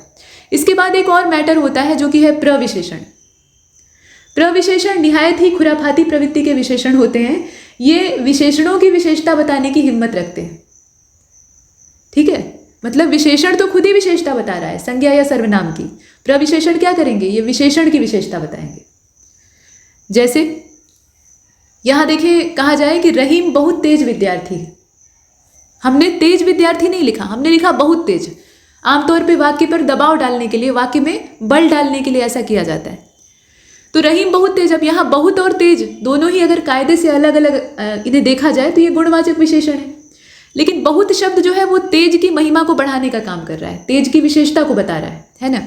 तो बहुत यहाँ प्रविशेषण हो जाएगा, तेज आपका गुणवाचक विशेषण हो जाएगा, विद्यार्थी आपका विशेष्य हो जाएगा। काम हो गया। वैसे ही आप देखें यहाँ ये भी कहा गया कि प्रविशेषण मूल रूप से विशेषण ही होते हैं और ये गुणवाचक विशेषण होते हैं। और कामता प्रसाद गुरुजी जो हैं, गुरुदेव, उन्होंने कहा कि अंतर विशेषण ही होते हैं, छिपे हुए अंदर रहते हैं। तो यही मामला है। आगे बढ़ते हैं। यहाँ देखिए विशेषण में विकार। अभी तक हमने देखा कि संज्ञा में विकार उत्पन्न करने वाले जो थे वो विशेषण थे। अब विशेषण में कैसा विकार उत्पन्न हो सकता है, तो विशेषण शब्दों में लिंग, वचन और कारक के आधार पर अगर हम कोई फेरबदल करते हैं, यहाँ देखिए जो लिंग, वचन तथा कारक विशेष्य का होता है उसी के आधार पर वही लिंग, वचन और कारक विशेषण का भी हो जाएगा। मतलब विशेष्य के हिसाब से विशेषण को चलना पड़ता है। अब इससे संबंधी, एतद संबंधी यानी इन बातों से संबंधित कुछ बातें द्रष्टव्य हैं, अर्थात देखने योग्य हैं, द्रष्टव्य हैं। इसकी वर्तनी देखिएगा, ये सही वर्तनी है, द्र होता है, द्रि नहीं होता। चलिए पहला देखें, आकारांत विशेषण स्त्रीलिंग विशेष्य के साथ इकारांत हो जाता है। मतलब उसमें आ का उच्चारण नहीं होता है बल्कि छोटी ई का उच्चारण होता है। जैसे अच्छा लड़की नहीं लिखेंगे। अच्छा शब्द गुणवाचक विशेषण भले ही है, लेकिन वो विशेषता किसकी बता रहा है ये तो देखिए, स्त्रीलिंग है ना, लड़की। तो यहाँ उसी के साथ ये आकारांत से क्या हो गया, इकारांत हो गया, और तब जाकर ये सही होगा, नहीं तो ये वर्तनी के दृष्टिकोण से गलत माना जाएगा। वैसे ही आकारांत विशेषण बहुवचन में एकारांत हो जाते हैं। मतलब ए का उच्चारण होता है। ये आकारांत, इकारांत और एकारांत का मतलब समझ रहे हैं। अंत में आप किस स्वर का उच्चारण कर रहे हैं उसके आधार पर ये कहा जाता है। जैसे अंत में ई का उच्चारण हो रहा है, ठीक, जैसे अच्छी लड़की, अच्छी, अच्छी में क्या हुआ, ई का उच्चारण अंत में हो रहा है, तो ये इकारांत है। अच्छा आम, मीठा आम, अब यहाँ आ का उच्चारण अंत में हो रहा है, मीठा, आ का उच्चारण हो रहा है ना, तो ये क्या है, आकारांत हो गया। और ए का उच्चारण, जैसे कि मीठे आम, मीठे, ए का उच्चारण अंत में हो रहा है, तो ये अंतिम उच्चारण के आधार पे आकारांत, इकारांत कहा जाता है, उसको आप समझें। तो यहाँ पर मीठा आम, मीठे आम, ये एक वचन और बहुवचन का मामला है। मतलब मीठा आम लिखेंगे तो एक आम की बात होगी, और उसमें अगर एकारांत उसको बना देंगे तो वो बहुवचन हो जाएगा, बन गया ना। और विभक्ति चिन्ह विशेष्य के साथ लगते हैं, विशेषण के साथ नहीं। ये कभी भी भूल कर भी आप विभक्ति चिन्ह को ना विशेषण के साथ मत लगाइएगा। जैसे परिश्रमी छात्रों को पुरस्कार मिलेगा। अब यहाँ जो परिश्रमी शब्द है वो छात्रों की विशेषता बता रहा है। आप ये नहीं लिखेंगे कि परिश्रमी को छात्रों पुरस्कार मिलेगा, वाक्य सही नहीं रहेगा, पढ़ने में खुद ही मालूम हो जाएगा। तो विशेषण के साथ कोई भी को जो है वो विभक्ति चिन्ह है, तो इसको नहीं लगाएंगे। संस्कृत के जो विशेषण होते हैं उसमें लिंग के हिसाब से परिवर्तन होता भी है और नहीं भी होता है, दोनों स्थिति हो सकती है। ठीक है, जो मूल रूप से संस्कृत के विशेषण है। पीछे तो हमने देखा कि लिंग के हिसाब से बदलाव होता है, लेकिन ये बात सिर्फ और सिर्फ उस बात पर लागू होती है, मतलब उन विशेषणों पर लागू होती है जो हिंदी के हैं। संस्कृत वाले बड़े टेढ़े प्रकार के होते हैं। संस्कृत एक ऐसी भाषा है ना जो कि अपने अंदर बहुत ज़्यादा बदलाव नहीं चाहती है, रत्ती भर भी बदलाव नहीं चाहती है, बहुत ज़्यादा क्या। बदलाव करने की कोशिश की गई तो उससे तमाम भाषाएं निकल आई, लेकिन संस्कृत नहीं बदली। संस्कृत जस की तस है, इसका व्याकरण दुरूह है और क्लिष्ट है, इसीलिए ये ज़्यादा प्रचलन में नहीं है, अच्छी तो है ही है। तो कुल मिलाकर जैसे देखें प्रिय पुत्र है ना, अब यहाँ देखिए पुत्र जो है वो पुल्लिंग है, तो हमने प्रिय शब्द का इस्तेमाल किया। लेकिन हम कहते हैं प्रिय पुत्री, हम ये थोड़े कहते हैं कि प्रिया पुत्री, या तो प्रिया ही लिखते हैं, फिर तो प्रिया का मतलब फिर दूसरा निकल आएगा, प्रेयसी हो जाएगा, है ना। तो हम ये तो कभी नहीं लिखते कि प्रिया पुत्री, आ का यहाँ, या ये भी नहीं लिखते कि प्रिय पुत्री। इकारांत का उच्चारण थोड़े ही करते हैं, हम मूल शब्द जो है उसी का इस्तेमाल करते हैं। क्यों कर रहे हैं, क्योंकि प्रिय जो है वो एक संस्कृत का विशेषण है, गुणवाचक तो है ही है, लेकिन ये संस्कृत का मूल रूप से शब्द है, तत्सम है, तो इसको हम यथावत इस्तेमाल करेंगे। इसमें कोई बदलाव नहीं होगा। जैसे विदुषी महिला, रूपवती बालिका, इस तरह के हैं। अब आइए आगे चलते हैं। यहाँ देखिए भाववाचक संज्ञा और विशेषणों का आपस में कांटे का मुकाबला दिखाया गया है। देखें, बुद्धिमत्ता ये भाववाचक संज्ञा है, मन का भाव है और कुछ नहीं। इससे बनने वाला विशेषण है बुद्धिमान। मूर्खता से मूर्ख, शिष्टता से शिष्ट, शुक्लिमा से शुक्ल, वीरत्व से वीर, लघुत्व से लघु। अब यहाँ होता यह है ना कि मूल रूप से हम विशेषण से संज्ञा बनाते हैं, उल्टा काम करते हैं। जैसे लघु में आप त्व प्रत्यय जोड़ दीजिए, इसमें प्रत्यय जोड़ा गया है ना, तो ये लघुत्व बन जाएगा। वैसे ही वीरत्व है, शुक्लिमा है, इसमें ईमा प्रत्यय जोड़ा गया है ना। प्रत्यय का इस्तेमाल करके हम यहाँ विशेषण से विशेष या संज्ञा बनाने का काम कर रहे हैं। लाघव और लघु को आप देख रहे हैं, गौरव और गुरु को देख रहे हैं। यहाँ एक चीज़ और बताई गई है कि कुछ संज्ञा पद से विशेषण बनते हैं, तो वो कैसे होते हैं। जैसे निशा से नैश, ठीक है, नैश आपका विशेषण है और निशा जो है वो संज्ञा है। ऐसे ही तालु से तालव्य, ग्राम से ग्राम्य, मुख से मौखिक, ध्यान दीजिएगा, मुख जो है वो संज्ञा है, मौखिक आपका विशेषण है। लोक से लौकिक, आनंद से आनंदमय भी हो सकता है, आनंदित भी हो सकता है, और भी कई शब्द बन सकते हैं। दया से दयालु, फल से फलित, बल से बलिष्ठ, कर्म से कर्मनिष्ठ, कर्मठ भी हो सकता है। मुख से मुखर, मधु से मधुर, ये विशेषण हो गया और ये आपका विशेष या संज्ञा हो गई। और भी हो सकते हैं, जैसे कि रक्त से रक्तिम हो जाएगा, कुल से कुलीन हो जाएगा, रूपा या रूप से रूपहला हो जाएगा, रूपहला चांदी के रंग का। मेधा से मेधावी, मान से मानसल, तंद्रा से तंद्रिल, राष्ट्र से राष्ट्रीय, है ना। पृथु से पृथुल, धन से धनवान, पृथुल मतलब विशाल होता है। भूख से भूखा, दूध से दुधारू, सोना से सुनहरा, रंग से रंगीला, ये सब आप जानते हैं। गरज से गरजू, इसमें बहुत सारे हैं। मामा से ममेरा, खपरा से खपरैल हो जाएगा। बाजार से बाजारू और गेरू से गेरुआ, देहात से देहाती। तो आइए अब आगे बढ़ते हैं। विशेषण बनाने के कुछ नियम हैं, हालांकि पर्याप्त नियम आपने पीछे देखे हैं, लेकिन कुछ यहाँ पे पुछिल्ले नियम हैं जिन्हें देखने की आवश्यकता है। पहली चीज़ तो ये कि विशेषण बनाने वाले संस्कृत के प्रत्यय जो हैं वो दो वैरायटी के होते हैं। एक इसमें जो इसका प्रकार है कि धातु के आदि स्वर को वृद्धि देने वाले शब्द का जो पहला वर्ण है वो अकार होना चाहिए, यानी उसमें अ का उच्चारण होना चाहिए। तो ऐसे प्रत्ययों के लगाने के बाद वह आकार हो जाएगा, मतलब आकार से उसका जो उच्चारण है वो अ से आ में कन्वर्ट हो जाएगा, ये कहने का मतलब है। अगर छोटी ई या बड़ी ई की मात्रा है तो उसकी मात्रा बदलकर ए हो जाएगी। ध्यान दीजिएगा, छोटी ई या बड़ी ई की मात्रा वाला है तो उसकी मात्रा परिवर्तित होकर ए हो जाएगी, और अगर छोटा ऊ या बड़े ऊ की मात्रा वाला है तो उसके स्थान पर हो जाएगा औ। और अगर री की मात्रा है, अगर री की मात्रा है तो उसको आर्र कर दिया जाएगा, कुछ ऐसे लिखा जाएगा, र के नीचे ऐसे हलंत रहेगा, ठीक।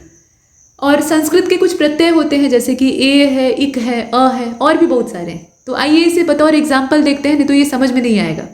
यहाँ देखिए, विशेष दिया है, प्रत्यय दिया है और विशेषण दिया है। मतलब अग्नि जो है वो विशेष्य है, यानी एक संज्ञा है ना, ऊर्जा का नाम है असल में। और उसमें हमने क्या किया, एक संस्कृत का प्रत्यय जोड़ दिया जो कि है एय। हमने अग्नि में एय जोड़ा, बना आग्नेय, ये आपका विशेषण हो गया। वैसे ही पुरुष में एय जोड़ेंगे, पौरुषेय हो जाएगा। परिवार एक संज्ञा शब्द है, इसमें हमने इक जोड़ दिया, बन गया पारिवारिक, पारिवारिक नहीं पारिवारिक। धर्म में इक जोड़ा, धार्मिक बन गया। प्रथा में अ जोड़ दिया, पार्थ बन गया। ध्यान दीजिएगा, प्रथा जो है वो विशेष्य है, लेकिन पार्थ उसका विशेषण है। इंद्र में अ जोड़ा तो ऐन्द्र बन गया। इसमें ये इसलिए बताया जा रहा है कि कई बार उपसर्ग प्रत्यय खोजने में भी लोगों को दिक्कत होती है, हालांकि वो आपके सिलेबस में नहीं है, लेकिन हिंदी का प्रयोग आप सिर्फ आरओ के प्रीलिम्स में ही थोड़े करेंगे, ये तो हर जगह काम आएगी ना। तो ऐसी स्थिति में आपको पता होना चाहिए। अब इसके बाद ख वाला देखते हैं भाई। यहाँ देखिए, इसमें कहा गया कि जिनके लगने पर कहीं कहीं धातु के अंत्य स्वर में भी विकार होता है। अंत्य स्वर जो होता है यानी अंतिम, उसमें भी विकार होता है, और सिर्फ उसी में विकार होता है, सिर्फ उसी में परिवर्तन आता है। मतलब ये हुआ कि अंत्य स्वर अगर दीर्घ होता है, गहरा दबा के उसका उच्चारण किया जाता है, तो अब वो कैसा हो जाता है, विकार के बाद वो हल्के उच्चारण में बुलाया जाता है, ह्रस्व हो जाता है। और जो धातुएं व्यंजनांत हैं, यानी उनका अंत, ऐसी धातुएं जिनका कि अंत व्यंजनों से हो रहा है, स्वरों से नहीं हो रहा है बल्कि व्यंजनों से हो रहा है, उनके व्यंजन में संधि के नियम के हिसाब से कहीं कहीं विकार होता है। यहाँ संधि के भी जो बेसिक नियम है वो आपको पता होने चाहिए, ठीक है। और कुछ में विकार नहीं भी होता है, ऐसे भी होते हैं। अब यहाँ कुछ प्रत्यय दिए हुए हैं, जैसे कि अक है, आलू है, इत है, इलक है, ये भी एक है। बड़ी ई, ये भी एक प्रत्यय होता है। ईय होता है, अनीय होता है, ईन होता है, उक होता है। ऊक यहाँ देख रहे हैं आप ठ म मान, इस तरह से बहुत सारे हैं, बहुत सारे प्रत्यय हैं, सिर्फ इतने नहीं है, इत्यादि में बहुत लंबी लिस्ट आती है। लेकिन यहाँ हम कुछ शब्दों को बनाकर देखेंगे। जैसे देखिए उपदेश, तो उपदेश में हमने क्या किया, प्रत्यय जोड़ दिया अक, बन गया उपदेशक। ऐसे ही शिक्षा में हमने अक जोड़ दिया, बन गया शिक्षक। ईर्ष्या में हमने आलू जोड़ दिया, आलू नहीं आलू, ल पे यहाँ छोटे की मात्रा है तो बन गया ईर्ष्यालु। ऐसे ही अंकुर में हमने इत जोड़ दिया, अंकुरित हो गया। तंद्रा में इल जोड़ दिया, तंद्रिल हो गया। अभी पीछे हमने इनके नमूने देखे हैं, कैसे बना है वो बताया जा रहा है। इसके बाद आदर में अनीय जोड़ दिया, आदरणीय हो गया। आदर में अनीय जोड़ दिया, बना क्या, आदरणीय। अनुभव में बड़ी ई लगा दी, यानी प्रत्यय के तौर पर इस्तेमाल कर दी तो बन गया अनुभवी। आसन में ईन जोड़ दिया तो बन गया आसीन। भाव में उक जोड़ दिया, बन गया भावुक। स्वाद में ऊ जोड़ दिया, स्वादु बन गया। कहते हैं ना भोजन स्वादु बना है। कर्ता में क जोड़ दिया, कर्तृक हो गया। ये देखिए कितना आमूल चूल परिवर्तन आ रहा है। यहाँ एक तो संधि के नियम काम करते हैं, दूसरा हमने जो पीछे देखा है कि छोटा ऊ बड़ा ऊ रहेगा तो उसका ओ हो जाएगा, अ हो जाएगा, ए हो जाएगा। कैसे होगा, मतलब वो नियम पीछे हमने देखे हैं, तो वो नियम भी काम करेंगे, प्लस संधि का सिद्धांत। अभिषेक, उसमें आधा क और त जोड़ दिया तो अभिषिक्त हो गया। कर्म में ठ जोड़ दिया, कर्मठ हो गया। आदि में म जोड़ दिया, आदिम हो गया। कुछ तो सीधे हैं लेकिन कुछ का आपको संधि यहाँ पे मालूम होना चाहिए।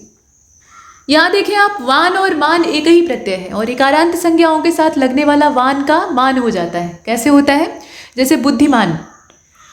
अब बुद्धि जो है ये इकारांत संज्ञा है, बुद्धि ई का उच्चारण हो रहा है, तो इसके साथ जब वान आप जोड़ेंगे, वान और मान असल में एक है, इसको अलग प्रत्यय नहीं मानना चाहिए, ये जान लीजिए। कुछ लोग सोचते हैं कि ये अलग प्रत्यय है, मतलब दोनों भिन्न है, ऐसा नहीं है। सिर्फ यहाँ जब संधि आपस में होती है दोनों की, यानी प्रत्यय की और मूल शब्द की, तो इनके उच्चारण में अंतर आ जाता है। इकारांत के साथ लगने वाले जितने भी हैं वो मान हो जाते हैं। जैसे शक्ति, शक्ति जो है उसमें इकारांत, अंत में ई का उच्चारण हो रहा है, तो उसके साथ जब आप वान जोड़ेंगे तो वो शक्तिवान आप नहीं लिखेंगे, शक्तिमान लिखेंगे। ठीक है। विशेषण बनाने में उर्दू के आना, आवर, ई, ईन, इंदा, दार, नाक, मंद, बाज, ये सब उर्दू के प्रत्यय हैं, इनका प्रयोग किया जा सकता है और किया जाता है। इसके बाद हिंदी के कुछ प्रत्यय हैं, यहाँ है आ, आलू, आई, आऊ, ऐसे बहुत सारे हैं, देख रहे हैं आप, तो इनका आप विशेषण बनाने में इस्तेमाल कर सकते हैं। और संस्कृत, हिंदी और उर्दू के प्रत्ययों के आधार पर विशेष्य अर्थात संज्ञा से बने विशेषण बनाने में प्रयुक्त किया जाता है। मतलब वही बताया जा रहा है कि आप तरह तरह के प्रत्यय लगा के, चाहे वो किसी भी भाषा के प्रत्यय हो, संस्कृत का हो, हिंदी का हो या उर्दू का हो, तो उनको लगाकर आप संज्ञा से विशेषण बना सकते हैं।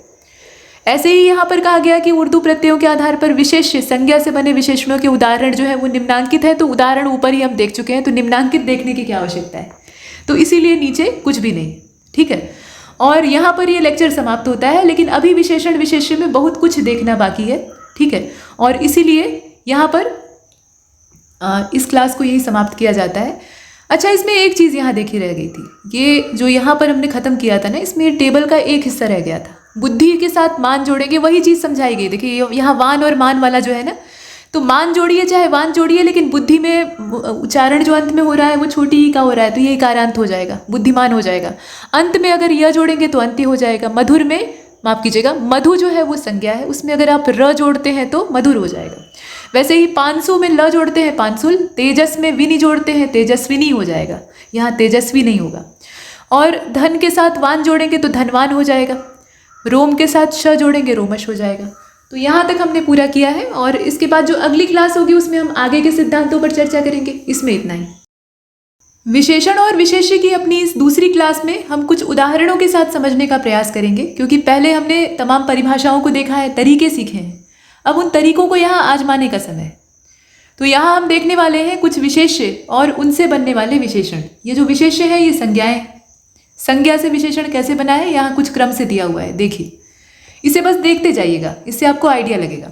अंत से बनने वाले जो विशेषण है उसमें अंतिम और अंत्य हो सकता है। अंतर से बनने वाला आंतरिक, अंचल से बनने वाला आंचलिक, अंश से आंशिक, अंग से आंगिक, अंकुर से अंकुरित, अंक से अंकित, अग्नि से आग्नेय, अणु से आणविक, अर्थ से आर्थिक, अभिषेक से अभिषिक्त, अव्यय से, यहाँ देखें आप, अवयव है, अवयव से आवयविक, ऐसे लिखा जाएगा। और ये विशेषण है और ये आपकी संज्ञा अर्थात विशेष्य है। अवश्य से आवश्यक, अनुष्ठान से आनुष्ठानिक या अनुष्ठित भी हो सकता है। अनुभव से अनुभवी, अनुक्रम से आनुक्रमिक, अनुपात से आनुपातिक, ठीक है, अनुराग से अनुरक्त, अन्याय से अन्यायी, अक्ल से अक्लमंद, अपेक्षा से अपेक्षित, अधिकार से अधिकारी, अभ्यास से अभ्यस्त, अलंकार से आलंकारिक भी हो सकता है और अलंकृत भी हो सकता है, दोनों हो सकता है। अध्यात्म से आध्यात्मिक बनेगा, ये विशेषण है आपका। अनादर से अनादृत हो जाएगा, उपकार से उपकृत हो जाएगा। अकर्म से अकर्मण्य, ये विशेषण है, आलसी जो कि कर्म न करे। अज्ञान से अज्ञानी, अजय से अजित, ठीक है, अजित होता है, ध्यान दीजिएगा। अतिरंजन से अतिरंजित, अध्यापन से अध्यापित, ये विशेषण है और अध्यापन आपकी संज्ञा है अर्थात विशेष्य है। अनुमोदन से अनुमोदित, अनुशंसा से अनुशंसित, अनुवाद से अनुदित भी हो सकता है और अनुवादित भी हो सकता है, लेकिन अनुवादित असल में कोई शब्द नहीं है, अनुदित ही शब्द होता है। अनुदित जो है वो मूल शब्द होता है। इसके बाद आप देखिए, अनीति से अनैतिक हो जाएगा, अपमान से अपमानित हो जाएगा, यहाँ अपानित नहीं बल्कि अपमानित होगा। अपराध से अपराधी, ठीक है। इसके बाद आदर से आदरणीय भी हो सकता है और आदृत भी हो सकता है, वही बात है। आदर के योग्य और आदृत का मतलब थोड़ा सा यहाँ शब्द का अंतर है, दोनों शब्दार्थ में बहुत बारीक अंतर है। आदरणीय का मतलब होता है जो आदर का पात्र है, और आदृत का मतलब होता है जिसका आदर किया गया हो, ये बस अंतर है। तो जो आदर का पात्र होगा अर्थात जो आदरणीय होगा वही आदृत भी होगा, ये बात है। इसके बाद आप देखें आत्मा। आत्मा एक संज्ञा है और इससे बनने वाला कई सारा विशेषण हो सकता है, जैसे कि आत्मिक हो सकता है, आत्मीय हो सकता है, दोनों हो सकते हैं। आसमान से आसमानी हो जाएगा, इस तरीके से आप देखते चल रहे हैं। और देख लीजिए, आराधना से, यहाँ देखें आप, आराधना से आराध्य हो जाएगा। आसक्ति से आसक्त हो जाएगा, आकाश से आकाशीय हो जाएगा, आक्रमण से आक्रांत हो जाएगा, आभूषण से आभूषित हो जाएगा, आधार से आधारित और आधृत भी हो सकता है। आचरण से आचरित हो जाएगा, आश्रय से आश्रित हो जाएगा, आदि से आदिम और आदि दोनों हो सकता है। आकर्षण से आकृष्ट हो जाएगा, आयु से आयुष्मान हो जाएगा, अनुमान से अनुमानित हो जाएगा। यहाँ ये कहा गया कि प्रयोग की स्थिति के आधार पर अंकित शब्द विशेषण और विशेष्य दोनों होता है, और ऐसे बहुत सारे शब्द आपको मिलेंगे जो कि कुछ स्थानों पर अगर प्रयोग किए जाएं तो ये संज्ञा के तौर पे काम करते हैं और कुछ स्थानों पर ये विशेषण का काम करते हैं। तो जब वाक्य में आते हैं तो वहाँ पर आप ये देख लीजिएगा कि ये शब्द किसी की विशेषता तो नहीं बता रहा है। अगर किसी भी चीज़ की विशेषता बता रहा है तो खुद विशेषण होगा, ये आपको पहचानना पड़ेगा। आइए अब आगे चलते हैं। यहाँ पर कुछ और है, जैसे कि इच्छा, तो इच्छा से आपका ऐच्छिक और इष्ट हो जाएगा। इसके बाद ईसा है, ईसा से ईसवी हो जाएगा, है ना। और देखें, इतिहास से ऐतिहासिक, इहलोक से अहलौकिक, ईर्ष्या से ईर्ष्यालु और ईर्ष्य दोनों हो सकता है, दोनों ही चीज़ें हो सकती हैं, इसमें कोई दिक्कत की बात नहीं है। ईश्वर से ईश्वरीय हो जाएगा, उपेक्षा से उपेक्षित हो जाएगा, उद्योग से औद्योगिक हो जाएगा, उपनिवेश से औपनिवेशिक हो जाएगा। उच्चारण से 3 तरह के बन गए हैं, देखिए, औच्चारणिक हो जाएगा, उच्चरित हो जाएगा और उच्चारणीय हो जाएगा। उपार्जन से उपार्जित हो जाएगा, उत्साह से उत्साही हो जाएगा, उत्पीड़न से उत्पीड़ित हो जाएगा, उन्नति से उन्नत हो जाएगा, उदय से उदित हो जाएगा, उत्कर्ष से उत्कृष्ट हो जाएगा, उपज से उपजाऊ, उत्तेजना से उत्तेजित, उत्तर से उत्तरी, ठीक है। उपनिषद से औपनिवेशिक, माफ कीजिएगा औपनिषदिक, ठीक है। उपनिवेश से औपनिवेशिक होता है और उपनिषद से औपनिषदिक हो जाएगा। इसके बाद उपकार से उपकारक भी हो सकता है, उपकृत भी हो सकता है। उपयोग से उपयुक्त और उपयोगी दोनों हो सकते हैं। ऋषि से आर्ष होता है, ये देखिए, ठीक है। और ओष्ठ से ओष्ठ्य हो जाएगा, ओष्ठ मतलब ओठ यानी होठ अपने। ऋण से ऋणी हो जाएगा। नीचे है उपदेश, तो उपदेश एक संज्ञा है और इससे बनने वाला उपदेशात्मक या उपदिष्ट हो जाएगा। इसके बाद इनाम से इनामी हो जाएगा, उपासना से उपास्य हो जाएगा, ओज से ओजस्वी हो जाएगा, अंकुर से अंकुरित हो जाएगा और अंतर से आंतरिक हो जाएगा। अंत से अंतिम हो जाएगा, औरत से औरताना हो जाएगा और एकता से एक हो जाएगा। ये आपने देखा। इसके बाद आप यहाँ देखिए, ये क से है, मतलब यहाँ वर्णमाला पर नहीं जाएंगे, हम एक क्रम से लिस्ट देख रहे हैं। तो कृपा से कृपालु हो जाएगा, ये देखिए। क्रोध से क्रुद्ध हो जाएगा, क्रुद्ध एक विशेषण है और क्रोध जो है वो संज्ञा है। काम से कामी, कामुक और काम्य, ये तीनों हो सकते हैं। इसके बाद काल है यहाँ पर, और काल से कालिक हो सकता है और कालीन हो सकता है, दोनों हो सकते हैं। कुल से कुलीन हो जाएगा, केंद्र से केंद्रीय और केंद्रित हो सकता है, क्रम से क्रमिक हो जाएगा। कल्पना से कल्पित और काल्पनिक दोनों हो सकता है। कर्म से कर्मी और कर्मठ दोनों हो सकता है। कागज से कागजी हो जाएगा, कुटुंब से कौटुंबिक हो जाएगा, किताब से किताबी हो जाएगा, करुणा से कारुणिक और करुण दोनों, ठीक है। अब यहाँ देखिए आप, कांटा, कांटा से कटीला, कंकड़ से कंकड़ीला, कमाई से कमाऊँ, कमाई से कमाऊँ, कर्म से कर्मठ और कर्मण्य दोनों, कसरत से कसरती, क्लेश से क्लिष्ट, कपट से कपटी, किस्मत से किस्मतवार, कुकर्म से कुकर्मी। कत्था से कत्थई हो जाएगा, कंठ से कंठे हो जाएगा, कलंक से कलंकित, कर्ज से कर्जदार और कर्जखोर दोनों हो सकता है। क्रय से क्रीत हो जाएगा, और आप देख रहे हैं कथन से कथित हो जाएगा, काया से कायिक हो जाएगा, कुत्सा से कुत्सित हो जाएगा, और कुकर्म से कुकर्मी हो जाएगा। नेक्स्ट यहाँ आप देखें, खपड़ा से खपड़ैल हो जाएगा, खिलाड़ी से खेल से खिलाड़ी हो जाएगा। खेल आपका विशेष्य है और खिलाड़ी विशेषण है। हालांकि खिलाड़ी शब्द भी कहीं कहीं संज्ञा के तौर पर काम करता है, जैसे कि यह एक अच्छा खिलाड़ी है। अब इसमें खिलाड़ी आपका विशेष्य हो गया। और आप देखें यहाँ पर खंड, खंड से खंडित, खजूर से खजूरी, खर्च से खर्चीला, खाना से खाऊं, खान से खनिक, खानदान से खानदानी, खून से खूनी, ख्याति से ख्यात, खतरा से खतरनाक। अब इसके बाद अगला वाला देखिएगा, गलती से गलत, ग्राम से ग्रामीण और ग्राम्य दोनों, गृहस्थ से गारहस्थ हो जाता है। ठीक है, ये आप देखें। ग्रहण से गृहीत और ग्राह्य दोनों हो सकता है। गांव से गंवार, गंवारू, गंवई, ये तीनों शब्द हो सकते हैं। तीनों को आप देख रहे हैं। गर्व से गर्वीला, गर्मी से गर्म, गौरव से गौरवान्वित, गोत्र से गोत्रीय, ग्रास से ग्रस्त, गुण से गुणवान और गुणी दोनों, गुलाब से गुलाबी, गेरुआ, गेरू से बनाए हैं, और गंगा से गांगेय। इसके बाद आप यहाँ देख रहे हैं, गमन से गत हो जाएगा। गत आपका विशेषण है, गमन आपकी संज्ञा है। यहाँ फिर देखिए, घर से घरेलू, घनिष्ठता से घनिष्ठ, घमंड से घमंडी, घृणा से घृणित और घृण्य दोनों हो जाएगा।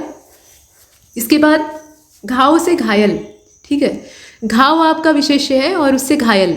घात से घातक, घृणा से आप देख ही चुके हैं, और घास से घसियारा बन जाएगा। इसके बाद और देख लीजिए, चर्चा से चर्चित, चिंता से चिंतनीय, चिंत्य और चिंतित तीनों हो सकते हैं, ये आप देख रहे हैं।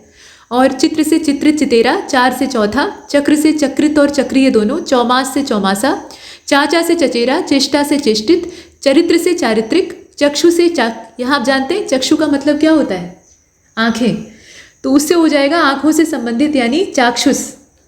ठीक, छल से छलिया, चंद्र से चांद्र, चंपा से चंपई, चंपई अर्थात चंपा के रंग का, छवि से छबीला। नेक्स्ट, जल से जलीय, जटा जटा से जटिल हो जाएगा, जागरण से जागृत हो जाएगा। जागरण आपका विशेष्य है, विशेष यहाँ देखिए, जागरण आपका विशेष्य है और विशेषण हो जाएगा जागृत।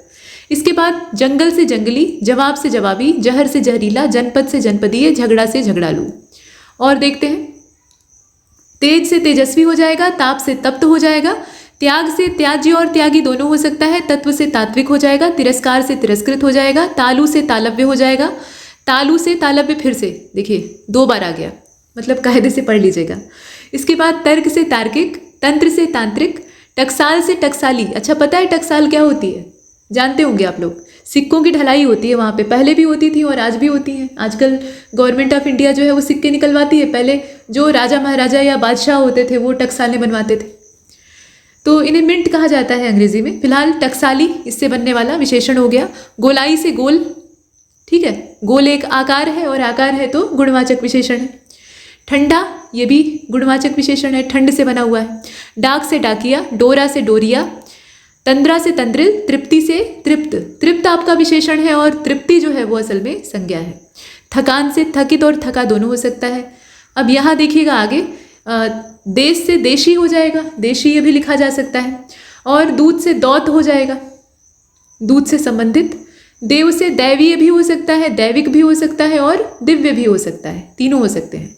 दिन से दैनिक हो जाएगा, संपत्ति से, माफ कीजिएगा, दंपति से दाम्पत्य हो जाएगा। दर्शन से दर्शनीय और दार्शनिक दोनों हो सकता है। दया से 2 है, दयालु दयामय। दर्द से दर्दनाक हो जाएगा, दस्त से दस्तावर। दुनिया से दुनियावी, दंत से दंत्य, धन से धनी और धनवान दोनों। दगा से दगाबाज, धर्म से धार्मिक, दान से दानी, दशरथ से दशरथी, है ना। दाह से दग्ध हो जाएगा, दाह मतलब होता है जलना और दग्ध मतलब जला हुआ, यहाँ आप देख रहे थे। और धूम से धूमिल हो जाएगा, धूम मतलब धुआं होता है और उससे बनने वाला जो विशेषण है वो धूमिल हो जाएगा। नरक से नारकीय, निंदा से निंदनीय और निंद दोनों हो सकता है। नीति से नैतिक, नगर से नागरिक, नाटक से नाटकीय, निष्कासन से निष्कासित, नियम से नियमित, निश्चय से निश्चित, निज से निजी। न्याय से 3 बने हैं, न्यायी, न्यायिक और न्यायिक, ये तीनों देखिएगा।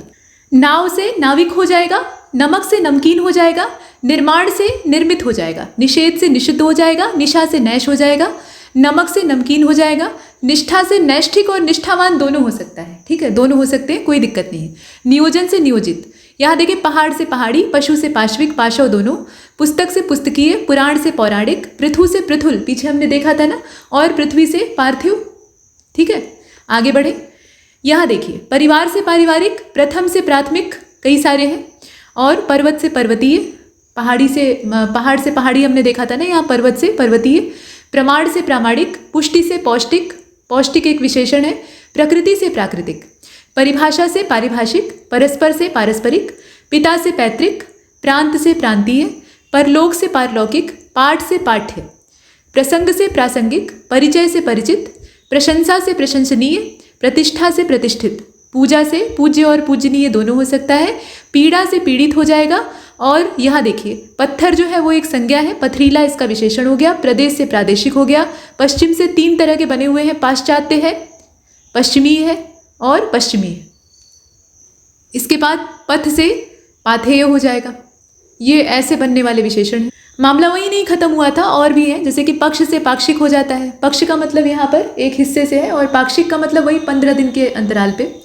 इसके बाद पुरुष से पौरुषेय, प्रार्थना से प्रार्थित और प्रार्थनीय, प्रतीक्षा से प्रतीक्षित, पानी से पेय, पतन से पतित, पराजय से पराजित, पुष्प से पुष्पित, प्रस्ताव से प्रस्तावित और प्रस्तुत दोनों, पल्लव से पल्लवित, पूर्व से पूर्वी और परिवर्तन से परिवर्तित, प्यार से प्यारा, प्यास से प्यासा, प्रतिबिंब से प्रतिबिंबित, पुरातत्व से पुरातात्विक, पाठक से पाठकीय, प्राची से प्राच्य, संपादक से संपादकीय, वो भी आप बना सकते हैं, प्रातःकाल से प्रातःकालीन, यहाँ आप देखें ये विशेषण है, ठीक है, और प्रणाम से प्रणम्य हो जाएगा, पाप से पापी, परीक्षा से परीक्षित, गठन से पठन से पठनीय, और पतन से पतित, प्राची से प्राच्य हो जाएगा, प्राची मतलब पूर्व दिशा और प्राच्य मतलब पूर्वी, परिवार से पारिवारिक हो जाएगा। और आप देख रहे हैं यहाँ पर पंक से पंकिल हो जाएगा, पतन से पतित हमने देख ही लिया था, प्रकृति से प्राकृतिक हो गया, प्राण से प्राणद हो गया और प्राणदा भी हो सकता है, पाठ से पाठ्य हो जाएगा, पान से पेय हो जाएगा, प्रेम से प्रेमी हो जाएगा। अब यहाँ आप देखें अगला वाला, फेन से फेनिल हो जाएगा, फल से फलद भी हो सकता है, फलप्रद भी हो सकता है, एक ही बात है। बाजार से बाजारू, बालक से बाल्य, बर्फ से बर्फीला, बल से बलिष्ठ, बुद्ध से बौद्ध, बुद्धि से बौद्धिक, भ्रम से भ्रमित, भूख से भूखा, भूमि से भौम, भय से भयानक, भगवत से भागवत, भोजन से भोज्य, भूत से भौतिक विशेषण बनेगा, भूगोल से भौगोलिक विशेषण बन जाएगा, भूषण से भूषित हो जाएगा, भाव से भावुक हो जाएगा, भारत से भारतीय और वसंत से वासंतिक। और देख लीजिए, मल से मलिन हो जाएगा, मास से मासिक हो जाएगा, माह से माहवारी हो जाएगा, ठीक है, मूल से मौलिक हो जाएगा, मनु से मानव हो जाएगा, माता से मातृक हो जाएगा, ठीक है, मुख से मौखिक मुखर दोनों हो सकता है, मांगलिक और मंगलमय ये मंगल से बनने वाले विशेषण है, मांसल जो है ये मांस से बना हुआ विशेषण है, मांस संज्ञा है, मांसल विशेषण है, माया से देखिए 2 बन गए हैं, एक तो माइक है और दूसरा मायावी है, मूर्छा से मूर्छित हो जाएगा, माल ये एक संज्ञा शब्द है, इससे मालदार बन जाएगा, दार प्रत्यय आपने जोड़ दिया, मैल से मैला हो जाएगा, मान से मान्य हो जाएगा, मजहब से मजहबी हो जाएगा, मध्यम से माध्यमिक हो जाएगा। आप देख रहे हैं ज़्यादातर में प्रत्ययों का इस्तेमाल किया गया है। मिथिला से मैथिल हो जाएगा, मामा से ममेरा हो जाएगा, मेधा से मेधावी हो जाएगा, मर्म से मार्मिक हो जाएगा, मृत्यु से मर्त्य हो जाएगा, मथुरा से माथुर हो जाएगा, है ना, और मन से मनस्वी हो जाएगा। ये आप देख ही रहे हैं। आगे बढ़ते हैं, ये देखिए, योग से योगी और यौगिक दोनों हो सकता है, रंग से रंगीन और रंगीला दोनों हो सकता है। बाकी यज्ञ से याज्ञिक, राजनीति से राजनीतिक, यदु से यादव, रोमांच से रोमांचित, यश से यशस्वी, लखनऊ से लखनवी, यहाँ आप देखें, लाघव से लघु, लाघव से लघु, लाघव यहाँ पर विशेष्य है, लघु जो है वो विशेषण है, कहीं कहीं आप उल्टा भी देखते हैं। रोग से रोगी, रसीद से रसीदी, रस से रसीला, रसिक हम देख ही चुके हैं, राक्षस से राक्षसी, ठीक, लाज से लज्जालु और लज्जित दोनों, लक्षण से लाक्षणिक और लक्ष्य दोनों, लज्जा से लज्जित लज्जालु यहाँ हम देख चुके हैं। उसके बाद रसायन से रासायनिक, लब से लभ्य और लाभ से असल में लभ्य और लब्ध हो जाएगा, रोज से रोजाना, लाठी से लठैत, रुद्र से रौद्र, लेख से लिखित, राज से राजकीय और राजसी, लोक से लौकिक, राष्ट्र से राष्ट्रीय, लोभ से लुब्ध और लोभी दोनों, राह से राही और लोहा से लौह। इसके बाद वेद से वैदिक हो जाएगा, वर्ष से वार्षिक हो जाएगा, विपत्ति से विपत्ति और विपद जो है ये विशेष्य है और इससे बनने वाला विशेषण होगा विपन्न, ठीक है, मूल रूप से ये विपत्ति से बना हुआ है, ठीक है, विपत्ति को ही संस्कृत में कहा जाता है, मतलब विपत्ति जो है वो मिक्स है, बाकी विपद जो है वो मूल शुद्ध संस्कृत का शब्द है। और इसके बाद व्यवसाय से व्यवसायिक, व्यापार से व्यापारिक और वर्णन से वर्णनीय। यहाँ आप देख रहे हैं विचार से वैचारिक हो जाएगा, वंदना से वंदनीय, विस्म से विस्मित, ये देखिए, विनय से विनीत और विनयी दोनों, विजय से विजयी और विजेता, विवेक से विवेकी हो जाएगा, विकार से विकृत और विकारी दोनों हो सकता है, विस्तार से विस्तीर्ण और विस्तृत, विद्या से विद्यावान, विवाह से वैवाहिक, विरह से विरही, विधान से वैधानिक और विहित दोनों, विवाद से विवाद्य और विवादी, व्याख्या से व्याख्येय, वियोग से वियुक्त और वियोगी, वेतन से वैतनिक, विकास से विकसित, विज्ञान से वैज्ञानिक, विभाजन से विभाजित और विभक्त दोनों हो सकता है, व्यक्ति से वैयक्तिक, व्यवहार से व्यवहारिक असल में, वास्तव से वास्तविक, विलास से विलासी, विष्णु से वैष्णव, विमान से वैमानिक, विशेष से विशिष्ट, विषय से विषयी, विषाद से विषण। ठीक है, और इसके बाद देख रहे हैं आप यहाँ पर विकल्प से वैकल्पिक, विवाह से वैवाहिक, विश्वास से विश्वसनीय और विश्वस्त दोनों, वाद से वादी, वस्तु से वास्तविक। ठीक, ये हमने यहाँ पर देखा। तो यहाँ पर ये क्लास समाप्त होती है, आगे की बातें आगे होंगी, इसमें इतना ही। विशेषण और विशेष शब्दों की ये हमारी अंतिम तीसरी क्लास है। तो आइए इसे देखते हैं, कुछ प्रश्नों का भी अभ्यास करेंगे। यहाँ फिर से लिस्ट है, हमने कुछ हद तक देखी थी और कुछ बची हुई है। तो देखिए, लिस्ट का क्रम वही है जैसे कि आप पीछे देखते आ रहे हैं। विशेष्य दिया है, विशेषण दिया है, फिर यहाँ विशेष्य दिया है, उसके विशेषण साथ में दिए हुए हैं। विशेष्य क्या होता है? ये संज्ञा या सर्वनाम होते हैं, मतलब किसी चीज़ का नाम रहेगा उसी को यहाँ विशेष्य रखा जाता है। लेकिन हर संज्ञा या सर्वनाम विशेष्य नहीं हो सकता है। तो फिर विशेष्य वही संज्ञाएं होंगी या वही सर्वनाम होगा जिसकी विशेषता कोई विशेषण बताए। ठीक है, तो यही इनका ताल्लुक है। जैसे कि संसार, संसार एक विशेष शब्द है और इसका विशेषण होता है सांसारिक। संताप का होता है संतप्त। ध्यान दीजिएगा, संताप आपका विशेष शब्द है और इससे बनने वाला विशेषण है संतप्त। संयोग का संयुक्त, संख्या का सांख्येय भी हो सकता है और सांख्यिक भी हो सकता है, ये दोनों विशेषण संभव है।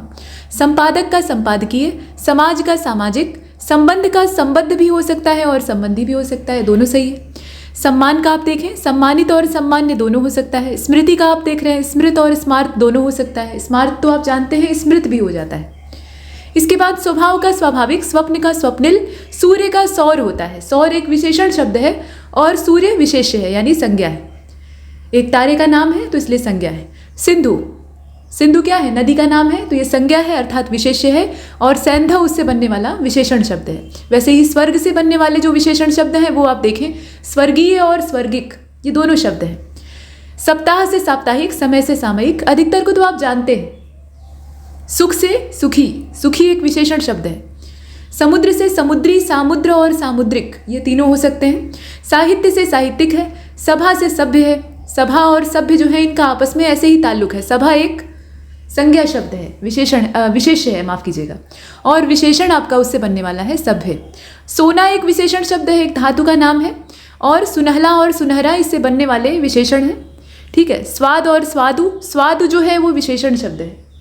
ठीक है, स्वादु जो शब्द है ना ये गुणवाचक विशेषण है और स्वाद जो है यहाँ देख रहे हैं आप ये संज्ञा है, मतलब विशेष्य है। समुदाय और सामुदायिक है। संस्कृति और सांस्कृतिक है। अब इधर वाली लिस्ट को देख लेते हैं। यहाँ देखिए, संदेह से बन जाएगा संदिग्ध। संदेह आपका विशेष्य है और उससे बनने वाला विशेषण है संदिग्ध। संकल्प से संकल्पित, संकेत से सांकेतिक, संक्षेप से संक्षिप्त, समर से सामरिक, संपत्ति से सांपत्तिक और संपन्न दोनों हो सकता है। स्वदेश से स्वादेशिक और स्वदेशी दोनों। स्मरण से स्मरणीय, स्तुति से स्तुत्य, स्वर्ण से स्वर्णिम, स्थान से स्थानीय और स्थानिक, सिद्धांत से सैद्धांतिक, स्वास्थ्य से स्वस्थ। ध्यान दीजिएगा, स्वस्थ जो शब्द है वो विशेषण है आपका। ठीक है, और स्वास्थ्य उसी से बना हुआ विशेष्य है। कभी कभी क्या होता है ना, विशेषण से विशेष्यों का निर्माण होता है, ऐसा भी संभव है। तो यहाँ वही हुआ है। इसके बाद आप देखें यहाँ पर सागर और सागरीय है। समास और सामासिक है। सीमा और सीमित है। सुगंध और सुगंधित है। सुगंध जो शब्द है ये विशेष्य है और सुगंधित अगर आप लिखते हैं तो वो गुणवाचक विशेषण हो जाएगा। साहस से साहसिक बनता है। संप्रदाय से सांप्रदायिक है। सुर से सुरीला है। स्त्री से स्त्रैण है। और समय से सामयिक कभी पीछे देखा था। सिद्धांत से सैद्धांतिक और समुद्र से समुद्री, और 3 हमने देखे थे समुद्र से बनने वाले ये। अब यहाँ देखें, तालव्य श्र और छ से बनने वाले। ठीक, और उसके क्रम में आगे चलेंगे। फिर पदवाचक विशेषण क्या होते हैं उनको भी देखेंगे। फिलहाल इसे देखते हैं। तो शिक्षा एक विशेष शब्द है और इससे बना है शैक्षिक और शिक्षित शब्द। शासन से शासित और शासकीय, शरद से शारदीय, शौक से शौकीन, श्रृंगार से श्रृंगारिक, शरीर से शारीरिक, श्यान से, यहाँ पर श्याम होना चाहिए, श्यान, हालांकि श्यान से शांता बन जाएगा तो वो भी एक ठीक यहाँ काम करेगा, मतलब ता प्रत्यय जोड़ के आप विशेषण बनाएंगे, लेकिन यहाँ श्यान नहीं बल्कि श्याम होना चाहिए क्योंकि बना है विशेषण जो श्याम है, श्यामल है वो, ठीक है। श्यामल मतलब काली आभा वाला, सांवला, तो श्याम से बना श्यामल। शक्ति से, शक्ति जो शब्द है ये आपका विशेष्य है ना, और इससे बना है शाक। शोषण से शोषित, शास्त्र से शास्त्रीय, शिव से शैव, श्रद्धा से श्रद्धेय और श्रद्धालु दोनों, क्षण से क्षणिक, क्षोभ से क्षुब्ध, क्षमा से क्षम्य, क्षय से क्षीण और क्षयी दोनों हो जाएगा, क्षीण और क्षयी दोनों हो जाएगा, और शंका से शंकित। आगे चलते हैं, हमने यहाँ तक देखा था, अब यहाँ से देखिए ह वाले कुछ बच गए थे, फिर पदवाचक देखेंगे। हवा, हवा जो है एक विशेष शब्द है ना, और इसका हो जाएगा हवाई। हंसी का हसोड़ और हसोड़ा और हसमुख दोनों हो सकता है। इसके बाद हिंसा, हिंसा से हिंसक, हृदय से हार्दिक, क्षमा से क्षम्य, क्षेत्र से क्षेत्रीय, क्षण से क्षणिक, क्षुधा से क्षुधित, ज्ञान से ज्ञानी, ठीक है, ज्ञान आपका विशेष्य है और विशेषण जो है वो ज्ञानी हो जाएगा। इसके बाद यहाँ देख रहे हैं आप, हट से हठी हो जाएगा, हिम से हिम हो जाएगा, क्षार से क्षारीय हो जाएगा, क्षमा से क्षम्य हो जाएगा। अब आइए जरा सा पदवाचक विशेषण होते क्या है असल में, तो हिंदी और संस्कृत में दोनों में, ऐसा नहीं है कि सिर्फ हिंदी में ही, दोनों में कुछ ऐसे विशेषण इस्तेमाल होते हैं जो कि विशेष प्रकार के पदों या विशेष्यों के पहले आ सकते हैं, मतलब इनका आपस में कोई ताल्लुक नहीं होता है। जैसे आपने यहाँ देखा है ना, तो एक ही शब्द से रचना हुई है विशेष्य की भी, एक ही प्रकार से, एक ही तरह के शब्द से, एक ही चीज़ से, असल में एक तत्व से दोनों की रचना हुई है, विशेष्य की भी और विशेषण की भी, लेकिन यहाँ दोनों स्वतंत्र शब्द होते हैं। और कभी कभी क्या होता है कि इसमें जो विशेष्य और विशेषण करके आप तालिकाबद्ध देख रहे हैं, तो इसमें से दोनों ही संज्ञाएं भी हो सकती हैं, इसमें कोई संदेह की बात नहीं है, ऐसा भी होता है, मतलब कभी कभार आप देखेंगे ऐसा, इनका आपस में ताल्लुक होता है। जैसे आप कहेंगे सागर, तो सागर कैसा है ये पता ही नहीं चलेगा, तो आप कहेंगे कि प्रशांत महासागर, मान लीजिए सागर की जगह हमने महासागर लिख दिया, प्रशांत महासागर अगाध है।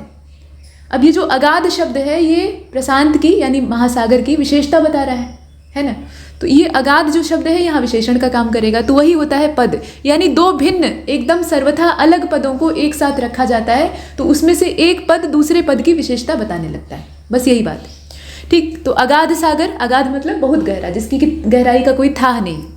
अप्रत्याशित घटना, कहते हैं यह घटना अप्रत्याशित है, या अप्रत्याशित घटना घट गई, है ना, तो अप्रत्याशित शब्द यहाँ विशेषण का काम कर रहा है और घटना जो है वो विशेष्य का काम कर रही है। आप ध्यान से देख रहे होंगे कि दोनों में कोई निर्माण के लिहाज से कोई ताल्लुक नहीं है। अत्याचार और व्यवहार के आगे आप अमानुषिक शब्द लगा सकते हैं। अमानुषिक क्या है, ये विशेषण है। अमानुषिक अत्याचार, अमानुषिक व्यवहार, बर्ताव भी आप लिख सकते हैं। ओजस्वी भाषण, ओजस्वी आपका विशेषण है और किसकी विशेषता बता रहा है, भाषण की। इसी प्रकार से वाणी का भी हो सकता है, ओजस्वी वाणी। उर्वर भूमि, बंजर भूमि, उर्वर और बंजर ये दोनों शब्द क्या कर रहे हैं, भूमि की विशेषता बता रहे हैं, तो भूमि आपका विशेष्य हो जाएगा। कुल मिलाकर एक सारांश समझ लीजिए, विशेषण जिस भी शब्द की विशेषता बताएगा, ठीक है, वही विशेष्य होगा। कोई भी संज्ञा या सर्वनाम उठाकर हम विशेष्य नहीं मान सकते हैं। चलिए, तो उर्वर आपका विशेषण शब्द है और भूमि आपका विशेष्य हो गया। कलुषित है, ये कलुषित नहीं है, कलुषित है। कलुषित मतलब काली माँ से भरा हुआ, यानी बुराई से भरा हुआ, तो कलुषित ये विशेषण हो गया। और कार्य और हृदय के आगे इसको आप लगा देंगे तो ये दोनों की विशेषता बताएगा। जैसे कलुषित कार्य यानी बुरा काम, कलुषित हृदय यानी बुरा हृदय, बुराई से भरा हुआ। चतुर बालक है ना, चतुर शब्द बालक की विशेषता बता रहा है। वैसे ही तरुण हृदय, दुर्गम पर्वत या फिर दुर्गम वन। देवी घटना, ये देवी नहीं है, दैवीय है। दैवी घटना या दैवीय प्रकोप, कहते हैं कि यह दैवीय प्रकोप है, इसका पार पाना असंभव है। तो दैवीय यानी ईश्वर के द्वारा दिया हुआ प्रकोप है या उनका कोप है।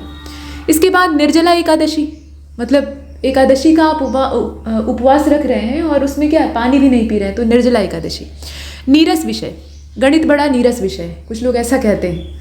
अच्छा, प्रत्यक्ष प्रमाण, कहते हैं कि प्रत्यक्ष प्रमाण सामने है, अब इसके बाद तुम्हें और क्या चाहिए, है ना। पुष्ट शरीर, ऐसे ही क्षीण शरीर भी हो सकता है, तो कुछ भी आप लगा सकते हैं, बशर्ते विशेषण का काम करना चाहिए। और आइए देखिए, फलित ज्योतिष, ठीक है। फलित ज्योतिष का मतलब होता है कि कुंडली आपकी बनी, कुंडली इत्यादि के बारे में आप थोड़ा बहुत जानते होंगे। तो कुंडली बनी और उसके बाद उनमें जो ग्रहों की स्थिति है उसके आधार पे पंडित जी ने क्या किया, एक लंबा चौड़ा फलादेश तैयार किया, यानी जितना आपका जीवन का संपूर्ण वृतांत है, आगे का भूत भविष्य वर्तमान सब, उसमें लिख डाला। तो उसको कहा जाता है फलित, यानी फल उसमें लिखा जाता है, कुंडली का जो फल है उसको दर्ज किया जाता है। तो ये जो फलित शब्द है ये असल में ज्योतिष की विशेषता बता रहा है। तो ज्योतिष यहाँ आपका विशेष्य हो गया और फलित जो है वो विशेषण हो गया। ऐसे ही भीषण युद्ध है, मरणासन्न स्थिति है, मानसिक कष्ट है, मानसिक आपका विशेषण हो गया, कष्ट विशेष्य हो गया। विफल मनोरथ है, सुफल मनोरथ है ना, चौपाई है ना रामचरितमानस में, सुफल मनोरथ हो ही तुम्हारे, राम लखन सुनि भय सुखारे, तो वही चीज़। वैसे ही सजल नेत्र, मेघ, मेघ तो सजल हो सकते हैं, नेत्र भी हो सकते हैं, दोनों हो सकते हैं, और भी कई सारी चीज़ें सजल हो सकती हैं, मतलब जल से युक्त।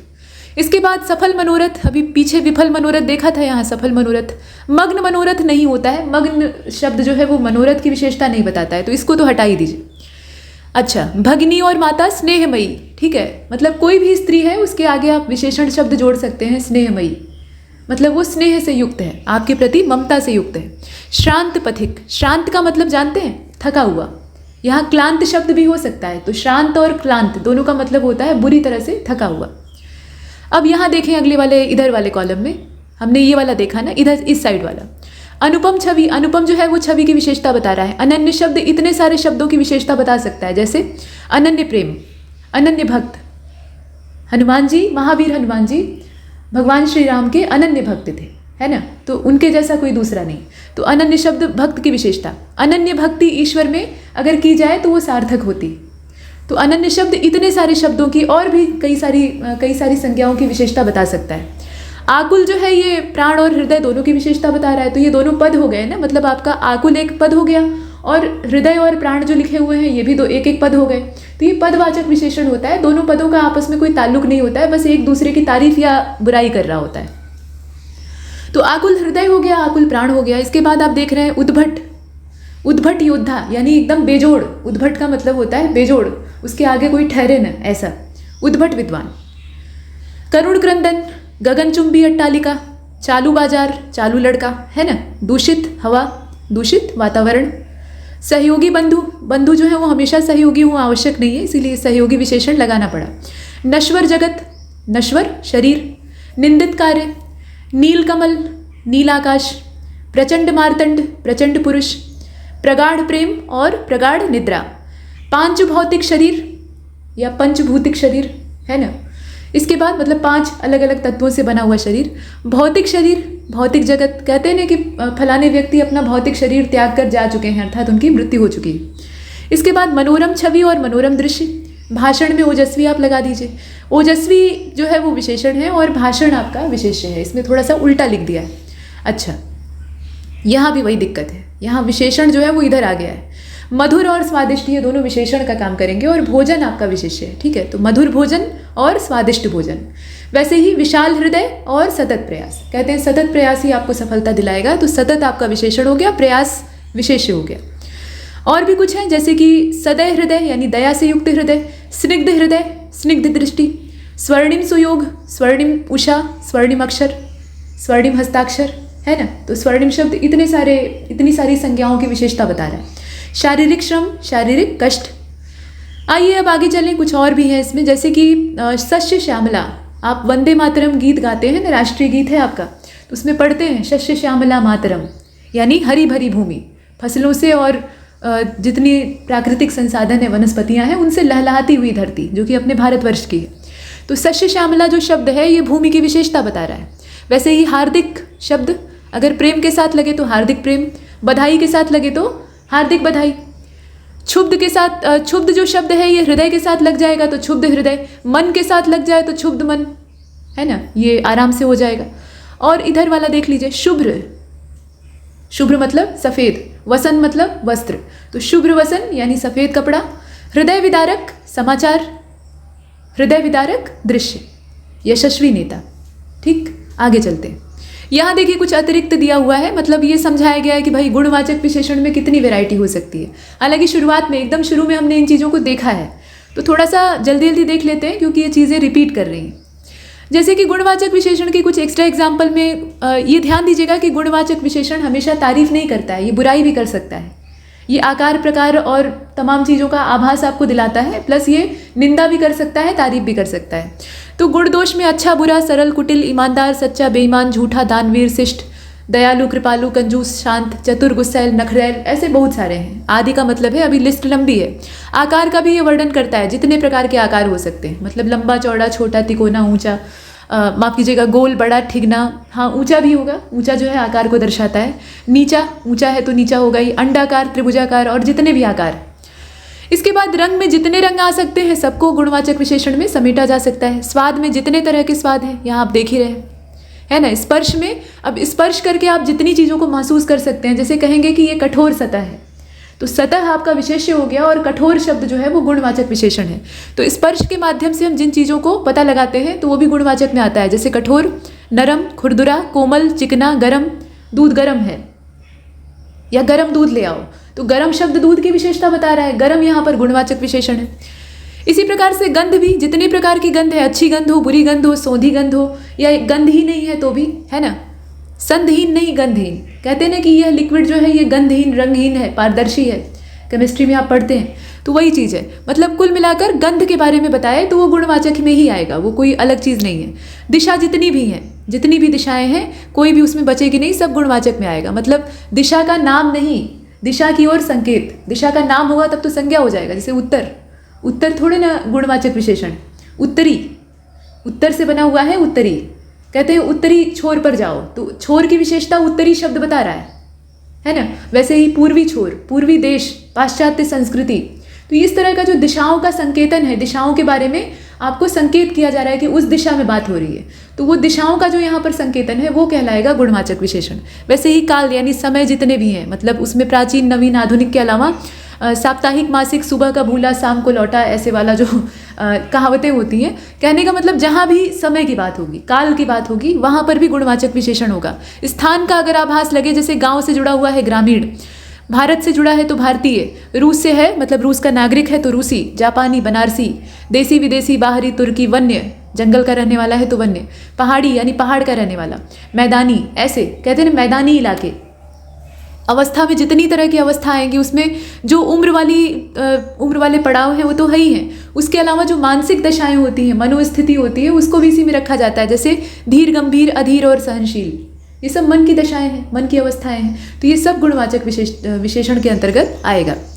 अब यहाँ जो तालिका बनी है इसे जरा ध्यान से देखिएगा, कुछ और एक्स्ट्रा दिया हुआ है, मतलब ये चीज़ें आपने हालांकि पीछे देखी हैं लेकिन थोड़ा सा और अतिरिक्त यहाँ समराइज किया गया है ताकि आपके दिमाग में बैठ जाए। तो मानव से बना है मानवीय, कुसुम से बना है कुसुमित, न्याय से बना है न्यायिक, इधर वाला विशेषण है, इधर वाला विशेष्य है, हंसने से हंसोड़ा, ये सब हमने देखा था। कृत्सा, कृत्सा से कृत्सित हो जाएगा, ठीक है। अभिनय से अभिनय हो जाएगा, चश्मे से चश्मदीद हो जाएगा, डोरा से डोरिये, डकैती से डकैत हो जाएगा, डकैत आपका विशेषण है। ये बाह्य है, एक सेकेंड, ये ब्रह्म है, माफ कीजिएगा, थोड़ा सा इसे ध्यान से देखने की आवश्यकता है। ब्रह्म है, इससे ब्राह्म हो जाएगा, बुजुर्ग से बुजुर्गाना हो जाएगा, रथ से रथी हो जाएगा, विधवा से वैधव्य हो जाएगा, सखा से सख्य हो जाएगा, वाद से वादी है, अतिक्रमण जो है उससे अतिक्रांत हो जाएगा, और ये अधिक्रमण है तो अधिक्रांत हो जाएगा, मतलब जैसा शब्द रहेगा उसके हिसाब से। अवरोध से अवरुद्ध, अवरुद्ध विशेषण है। अंकुरण से अंकुरणीय, ठीक है। आकलन से आकलित, आरोप से आरोपित, इंद्रिय से ऐन्द्रिक, ईप्सा से ईप्सित, उद्धरण से उद्घृत, उल्लास से उल्लसित, उद्वेग से उद्विग्न, उपलब्धि से उपलब्ध, और उतावली से उतावला, ठीक है। कुछ और बचा था, पय से पयस्वी, यश से यशस्वी, ठीक, आश्चर्य से आश्चर्यित, और यहाँ आप देख रहे हैं उपस्थिति से उपस्थित। नेक्स्ट, लिस्ट लंबी है, एक एक करके देखते हैं। उपचार से उपचारक, उत्तीर्ण से उत्तीर्णित, उपमा से उपमित, उक्ति से उक्त, उपार्जन से उपार्जित, उत्पाद से उत्पाती, उदाहरण से उद्घृत, उपहार से उपहरित, और यहाँ पर उन्मुक्ति है तो उन्मुक्त इसका विशेषण हो जाएगा। उदीची से औदिच्य, उदीची क्या होता है? एक दिशा का नाम है। कौन सी दिशा है? खोज के लिखिएगा, ठीक है। यहाँ कमेंट वाला तो विकल्प है नहीं, तो आप अपनी नोटबुक बनाइए एक छोटी सी, और उसमें शब्द जो आपको कठिन लगते हैं या जिन शब्दों का मतलब नहीं पता होता है उनको सर्च किया कीजिए। इससे आपका शब्दकोश भी बढ़ेगा, जो कि हिंदी मजबूत करने में सहायता करेगा। बहुत से लोग कहते हैं कि हम 10 के बाद हिंदी लिखे ही नहीं है, या हिंदी में हमें बेसिक चीज़ें मतलब लिखने में बड़ी दिक्कत होती है। तो लिखना तो आपको पड़ेगा ही, हिंदी से आप पीछा नहीं छुड़ा सकते अगर आप उत्तर प्रदेश में रह रहे हैं और यहाँ की परीक्षाएँ दे रहे हैं। तो रास्ता यही है कि थोड़ी सी हिंदी को मजबूत कर लीजिए। मतलब निष्णात आप मूर्धन्य मत हो जाइए, लेकिन हाँ इतना आपको पता रहे कि कुछ परीक्षाएं जो आपकी हिंदी वाली, मतलब हिंदी का उसमें रोल होता है, उसमें आप अच्छा करें।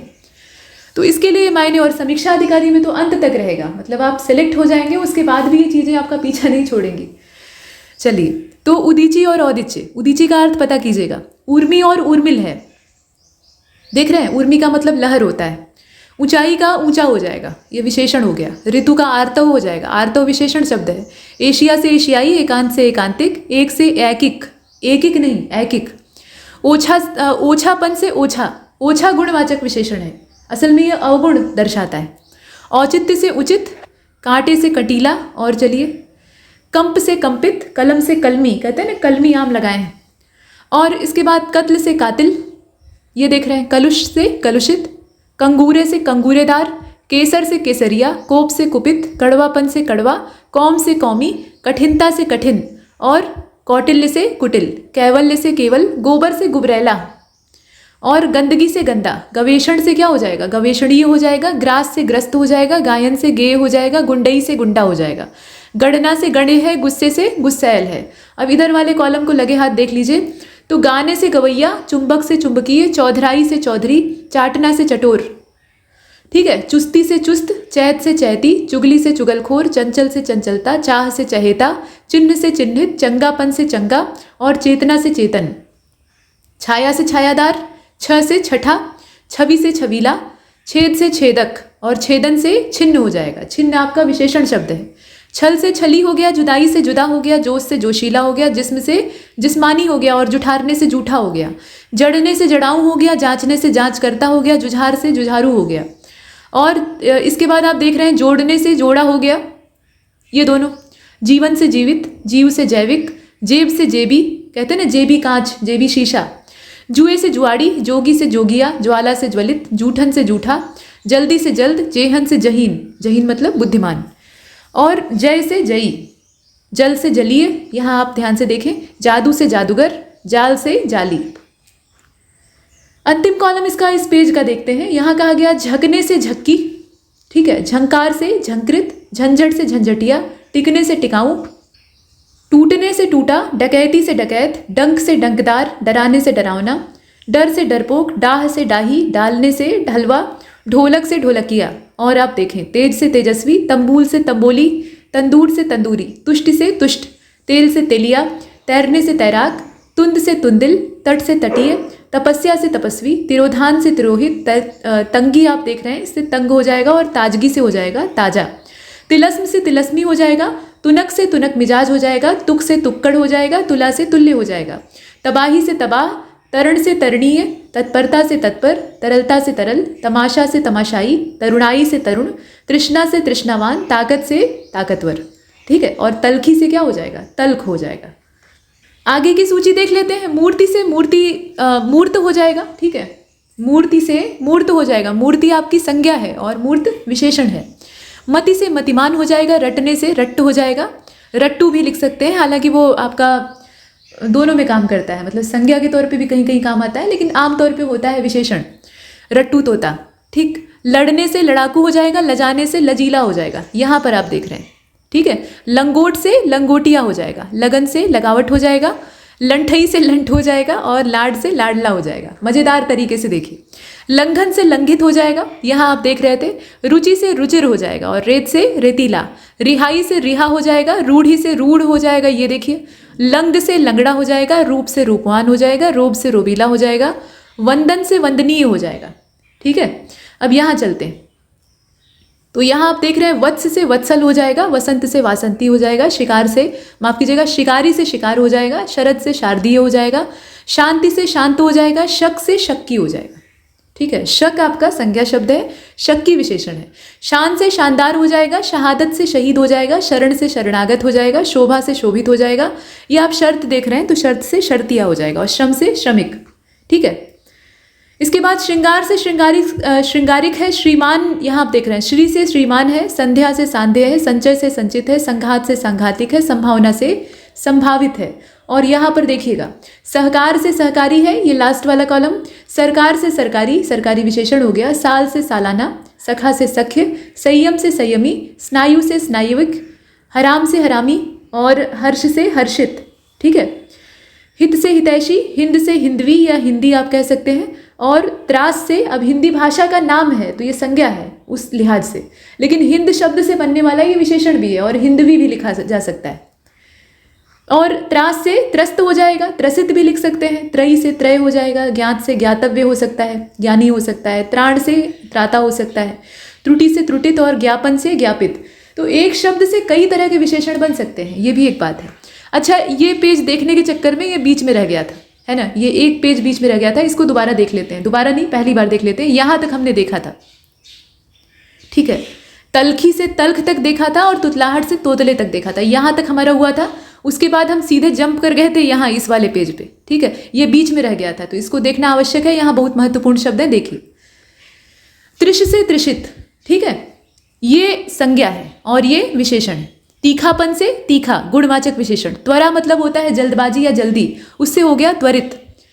इसके बाद थके से थकित और थका दोनों हो सकता है। दंपत्ति से दाम्पत्य, देखने से दिखवैया, दौलत से दौलतमंद, दक्षता से दक्ष, दंभ से दंभी, दस्त से दस्तावर और दंड से दंडनीय। दृढ़ता से दृढ़ हो जाएगा और दोष से क्या होगा, दोषी हो जाएगा। दनु से दानव, मनु से मानव, दलन से दलित, दमन से दमित, दबाव से दब्बू, दब्बू आपका विशेषण है। दिवालिया शब्द जो है विशेषण है, दिवाला इसका विशेष्य है। दारिद्र से दरिद्र, दीनता से दीन, दीप्ति से दीप्त, दुख से दुखी, दुर्विनय से दुर्विनीत, दुर्गति से दुर्गत। दुम से दुमदार, ठीक है, दुमदार विशेषण है। दीवानी से दीवान, दूषण से दूषित, द्रव से द्रवित, दरिया से दरियाई, दर्प से दर्पित और दिमाग से दिमागी। दाढ़ी से दढ़ियल, दाम से दामी, और यहाँ देखें, दाखिला से दाखिल, दफ़ा से दफ़ादार, वफ़ा से वफ़ादार, दास्ता से दास, दाग से दागी। दाना आपका विशेष्य हो गया, दानेदार उससे बनने वाला गुणवाचक विशेषण है, और दल से दलीय। अब जरा बीच वाले कॉलम को देखिए, यहाँ पर है धृष्टता, धृष्टता से धृष्ट, धैर्य से धीर, ध्वंस से ध्वस्त, निसर्ग जो आप देख रहे हैं इससे नैसर्गिक, निर्वासन से निर्वासित, नोक से नुकीला, निषेध से निषिद्ध, और नाश से नाशवान, नाम से नामी, नकल से नकलची, नज़दीक से नज़दीकी, नुमाइश से नुमाइशी, न्यास से न्यासी, निद्रा से निद्रालु, नौकरी से नौकर, और न्यूनता से न्यून, निपुणता से निपुण, प्रसाद से प्रसन्न, परतंत्रता से परतंत्र, पुष्ट से पुश्तैनी, प्राचीनता से प्राचीन, प्रसव जो लिखा है इससे प्रसूता।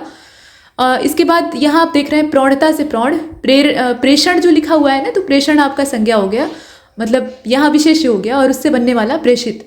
प्रवेश से प्रविष्ट, प्रवास से प्रवासी, पेट से पेटू, पड़ोस से पड़ोसी, परख से पारखी, प्रदान से प्रदत्त, पय से पयस्वी, पहुनाई से पाहुन।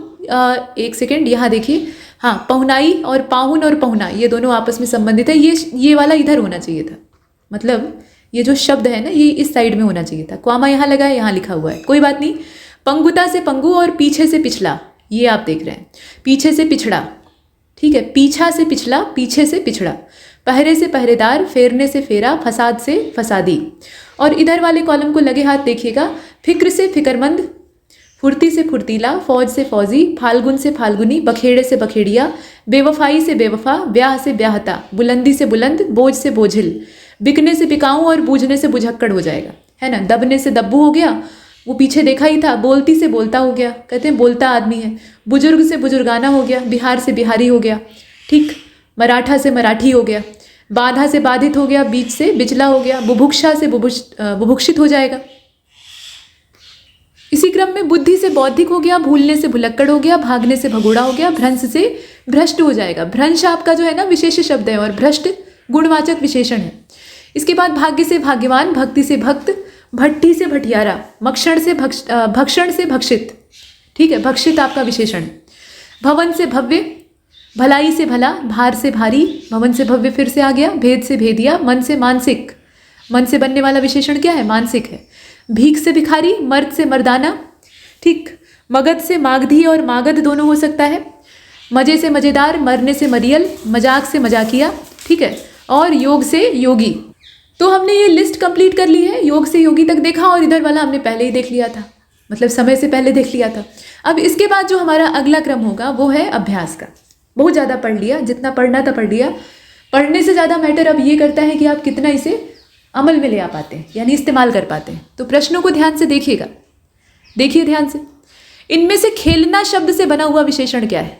तो निश्चित तौर पर खिलाड़ी, ये तो एकदम सीधा है, पहचान में आ जाएगा। इसके बाद आप देखें, इसमें से कोई एक शब्द जो है वो विशेषण नहीं है। कौन सा नहीं है बताइए? अकूत, अकर्ण, अचंड। आचार जो शब्द है ना, ये विशेषण नहीं है, बाकी जितने हैं वो सब आपके विशेषण है। ये संज्ञा है, मतलब एक खाद्य का नाम है। 100 गुना लंबा, 100 गुना लंबा जो शब्द है, इसमें विशेषण कौन सा है आपको बताना है। गणनावाचक है, क्रमवाचक है, आवृत्तिवाचक है, या फिर संपूर्णतावाचक है, कौन सा है? तो इस तीसरे प्रश्न का जो सही जवाब है वो इसका सी वाला हो जाएगा। ठीक है, आवृत्तिवाचक, 100 की आवृत्ति हो रही है ना। इसके बाद चौथे वाले को देखते हैं। पूछा जा रहा है कि पांडु शब्द विशेषण की दृष्टि से क्या है, मतलब ये लिहाज से, शब्द रचना के लिहाज से क्या है। इसका करेक्ट आंसर क्या होना चाहिए? ये दोनों ही तौर पे काम आता है। नाम के लिए अगर इस्तेमाल हो रहा है तो फिर विशेष्य हो जाएगा, और अगर पीले रंग को दर्शाने के लिए इस्तेमाल हो रहा है तो विशेषण हो जाएगा। फिफ्थ को देखते हैं। विशेष्य शब्द आपको पहचानना है, इसमें से बताइए विशेषण कौन सा है, विशेष्य कौन सा है। बाकी सभी विशेषण है, लेकिन इसमें से आपका जो मानस शब्द है वो विशेष्य है। ठीक है, इसके बाद आगे चलते हैं। यहाँ देखें, प्रताप सिंह का घोड़ा काला है। काला शब्द विशेषण की दृष्टि से क्या है? तो सार्वनामिक है, क्रमबोधक है, विधेय विशेषण है, विशेष्य विशेषण है। अब इसमें कर्ता से पहले अगर आएगा तो विधेय विशेषण, माफ कीजिएगा, विशेष्य विशेषण हो जाएगा। अब इसमें से आपको देखना है और बताना है। तो करेक्ट आंसर इसका क्या होना चाहिए? सी होना चाहिए, विधेय विशेषण। ये कर्ता के बाद आया है, घोड़े की विशेषता बता रहा है काला, मतलब काला रंग जो है वो ये बता रहा है कि घोड़ा इस रंग का है। तो ये विशेष्य हो गया इसका, और उसके बाद ये इस्तेमाल हुआ है तो ये विधेय विशेषण हो जाएगा। इसके बाद आगे चलते हैं। प्रयागराज में 10वां व्यक्ति कोरोना से पीड़ित है। अब ये जो 10वां शब्द है, ठीक, 10वां शब्द, इसका मतलब क्या है? ये कौन सा विशेषण है? तो 7th क्वेश्चन का करेक्ट आंसर क्या होना चाहिए? बी होना चाहिए। ये क्रमवाचक है, मतलब क्रम से 10वां। कोई आदमी आया है। अब इस वाक्य में विशेषण कैसा है? तो आपको ये नहीं पता है कि कौन सा आदमी आया है, तभी तो आप कह रहे हैं कोई आदमी आया है। तो ये अनिश्चयवाचक होगा कि निश्चयवाचक होगा, बताइए। करेक्ट आंसर इसका अनिश्चयवाचक हो जाएगा। ये सब कॉमन सेंस की बात है, आप आराम से कर सकते हैं। जिसकी विशेषता बताई जाती है उसको क्या कहा जाता है? सीधी बात है, विशेष्य कहा जाता है, और जो विशेषता बताता है वो विशेषण हो जाता है। इसके बाद यहाँ देखें, वह बहुत खाता है। बहुत शब्द किस प्रकार का विशेषण है? बहुत शब्द जो है वो किस प्रकार का विशेषण है? सही जवाब क्या होगा? अनिश्चित परिमाणवाचक है। कितना खाता है, मतलब ज़्यादा खाता है वो तो समझ में आ रहा है, लेकिन कितना खाता है वो नहीं पता लग रहा है। तो बस हमने समझ लिया कि बहुत खाता है यानी ज़्यादा खाता होगा, कितना नहीं मालूम नहीं है, तो अनिश्चित परिमाणवाचक है। ठीक, इसके बाद यहाँ देखें, निम्नलिखित वाक्यों में से वह वाक्य चुनिए जिसमें कि गुणवाचक विशेषण इस्तेमाल हुआ है। देखिए, यहाँ देखें, नटखट बालक संगीत नहीं सुन रहा है, वहाँ बहुत से पक्षी उड़ रहे हैं। 10 मन गेहूं खरीदा। ऐसे आदमी लाखों में एक होते हैं। तो बाकी जो है वो परिमाणवाचक और संख्यावाचक दिख रहा है, लेकिन जो इसका ए वाला वाक्य है ऊपर ही दिया है, ये एकमात्र है जो कि गुणवाचक विशेषण है।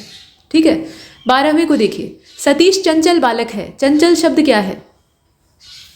गुणवाचक विशेषण है ना। यहाँ पर विधेय विशेषण दिया है। अगर इसी की जगह पर उद्देश्य विशेषण होता तो हम आराम से उसको चुन सकते थे, क्योंकि चंचल शब्द बालक की विशेषता बता रहा है और वो बालक से पहले आया है, तो वो चीज़ यहाँ है नहीं, तो गुणवाचक विशेषण है।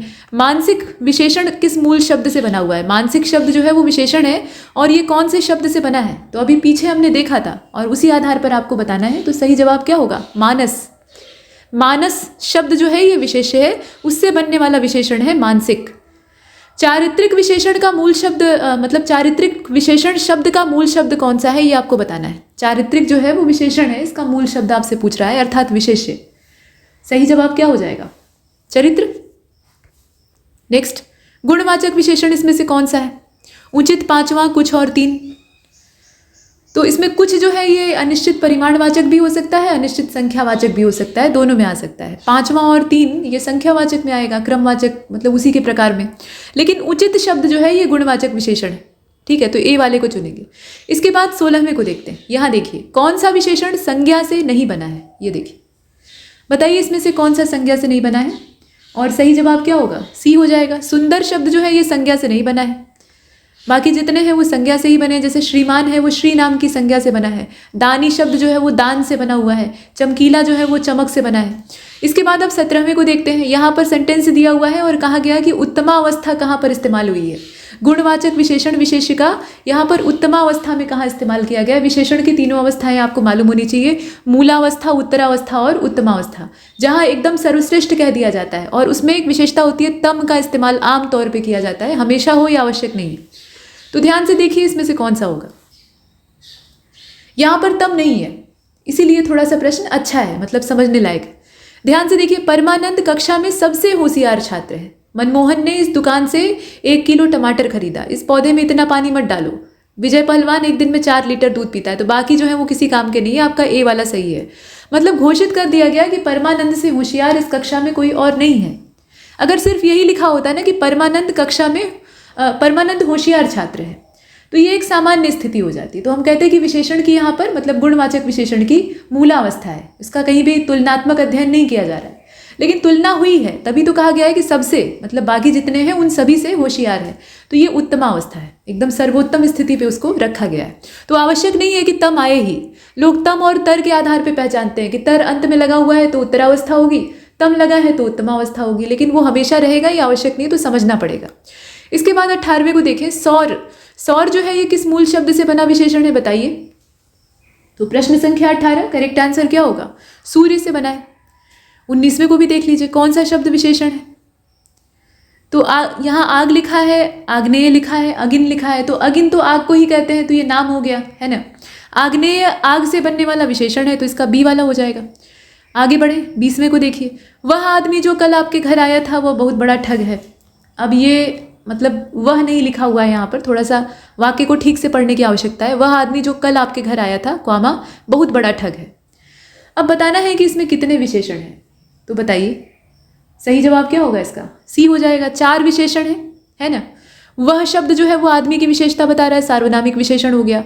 जो कल आपके घर आया था वह बहुत बड़ा ठग है, तो यहाँ पर आपके घर, अब यहाँ भी एक विशेषण, बहुत और बड़ा, ये दोनों विशेषण है ना, और ठग की विशेषता बता रहे हैं। हालांकि यहाँ अगर आप देखें तो बहुत शब्द जो है वो प्रविशेषण का काम कर रहा है, लेकिन यहाँ प्रविशेषण वाला कॉन्सेप्ट ही नहीं है, हमें गिनकर विशेषण बताना है। ठीक है, तो 4 हो जाएंगे। आगे बढ़ते हैं और 21वें को देखते हैं।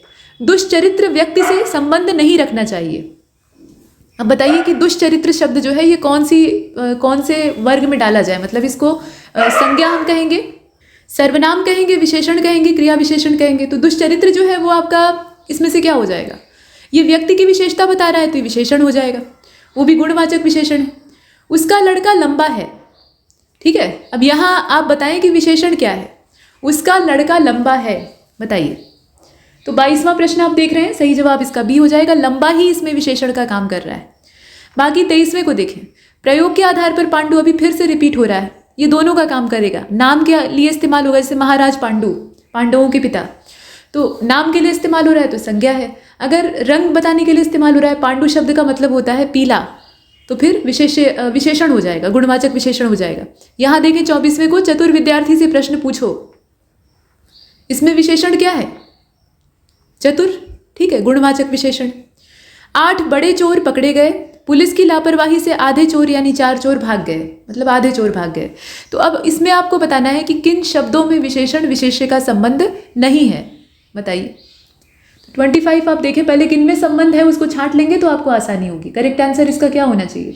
इसका हो जाएगा सी वाला, पुलिस की लापरवाही। इसमें कोई भी, इस पद में जो है ना, कोई भी विशेषण नहीं इस्तेमाल हो रहा है। बाकी जितने हैं, जैसे बड़े चोर, चोर की विशेषता बड़ा है यानी विशेषण विशेष्य का संबंध है। आधे चोर यानी यहाँ आधा जो मात्रा है वो चोर की विशेषता बता रही है। 8 बड़े चोर, ये भी विशेषता चोर की ही बता रहा है, तो विशेषण विशेष्य संबंध बाकी युग्मों में बना हुआ है। लेकिन जो सी वाला है, पुलिस की लापरवाही, वो अकेला है, उसका कोई संबंध किसी और से नहीं। 26 को देखिए, कौन सा विशेषण है इसमें से? क्रोधी, कंटक, चुनौती और राही, बताइए।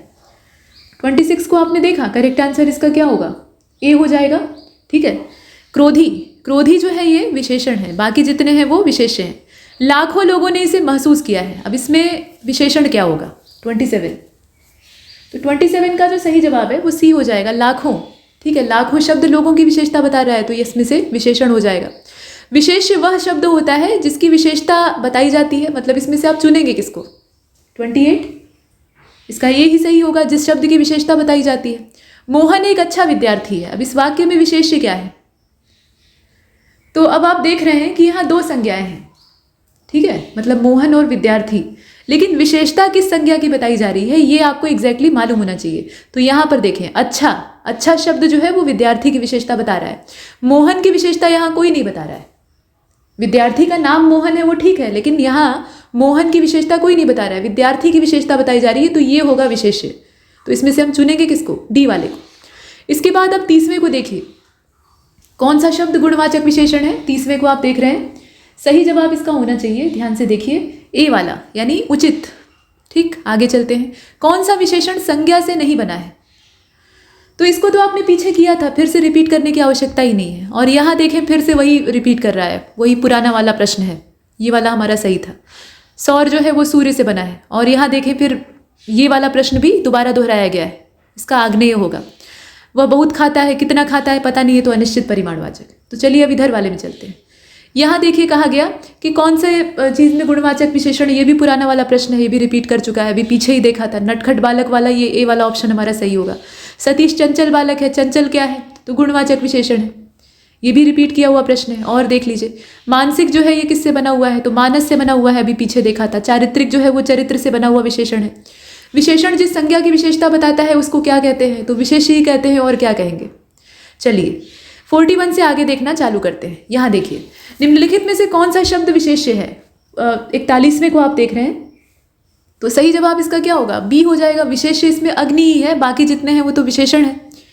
ठंडा पानी ठंड पैदा करता है, इस वाक्य में कौन सा शब्द विशेष्य है आपको बताना है। 42 को आप देख रहे हैं, सही जवाब इसका क्या हो जाएगा? सी हो जाएगा, पानी। ठीक है, पानी इसमें विशेष्य है, पानी की तो विशेषता बताई जा रही है। इसके बाद 43 को देखते हैं, कौन सा शब्द विशेष्य है, यहाँ देखें और बताएं।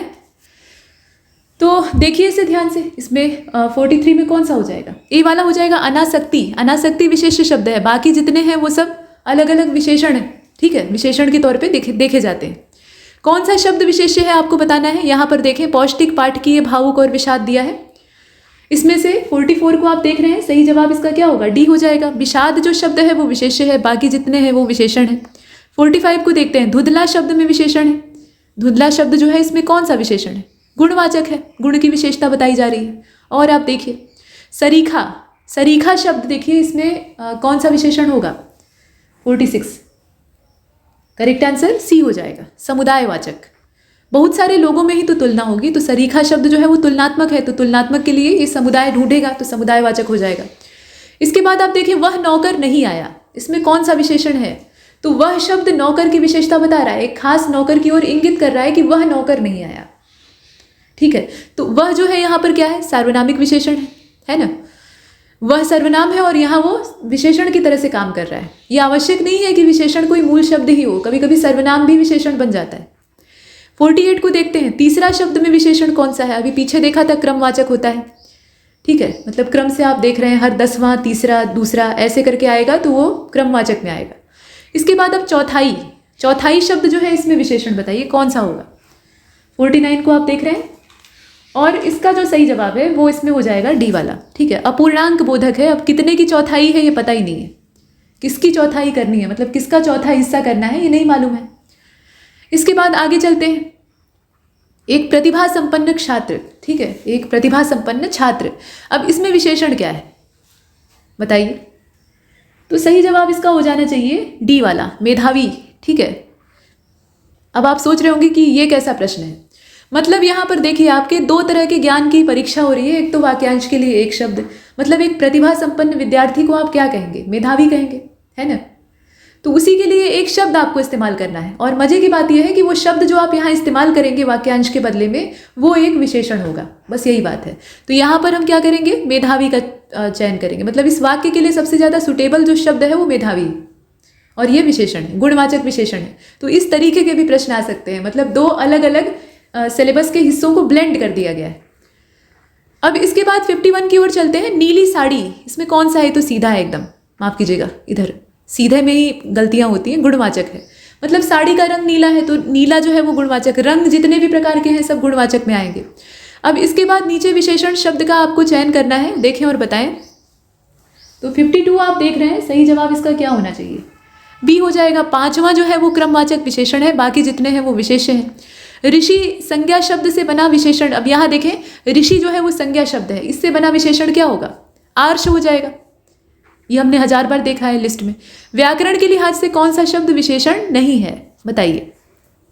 54 सही जवाब डी हो जाएगा, भय। 55 को देखते हैं, परिमाणवाचक क्रिया विशेषण जो है इसका आपको प्रकार बताना है, इसमें से कौन सा है।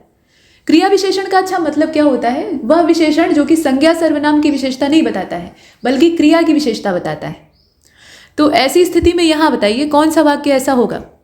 55 सही जवाब इसका ए हो जाएगा, वह बहुत थक गया है। ठीक है, वह बहुत थक गया है। थकना एक क्रिया है, ठीक है, और उसकी विशेषता बहुत शब्द बता रहा है जो कि असल में तो गुणवाचक विशेषण है लेकिन यहाँ काम कर रहा है क्रिया विशेषण का। इसके बाद अब 56 को देखते हैं, कुछ यहाँ पर बड़ा घर, माफ कीजिएगा, यहाँ पर कौन सा विशेष्य पद है। 56 यानी 56, अनुरागी, अनादृत, अपमानित और अग्नि, इसमें से देखें और बताएं।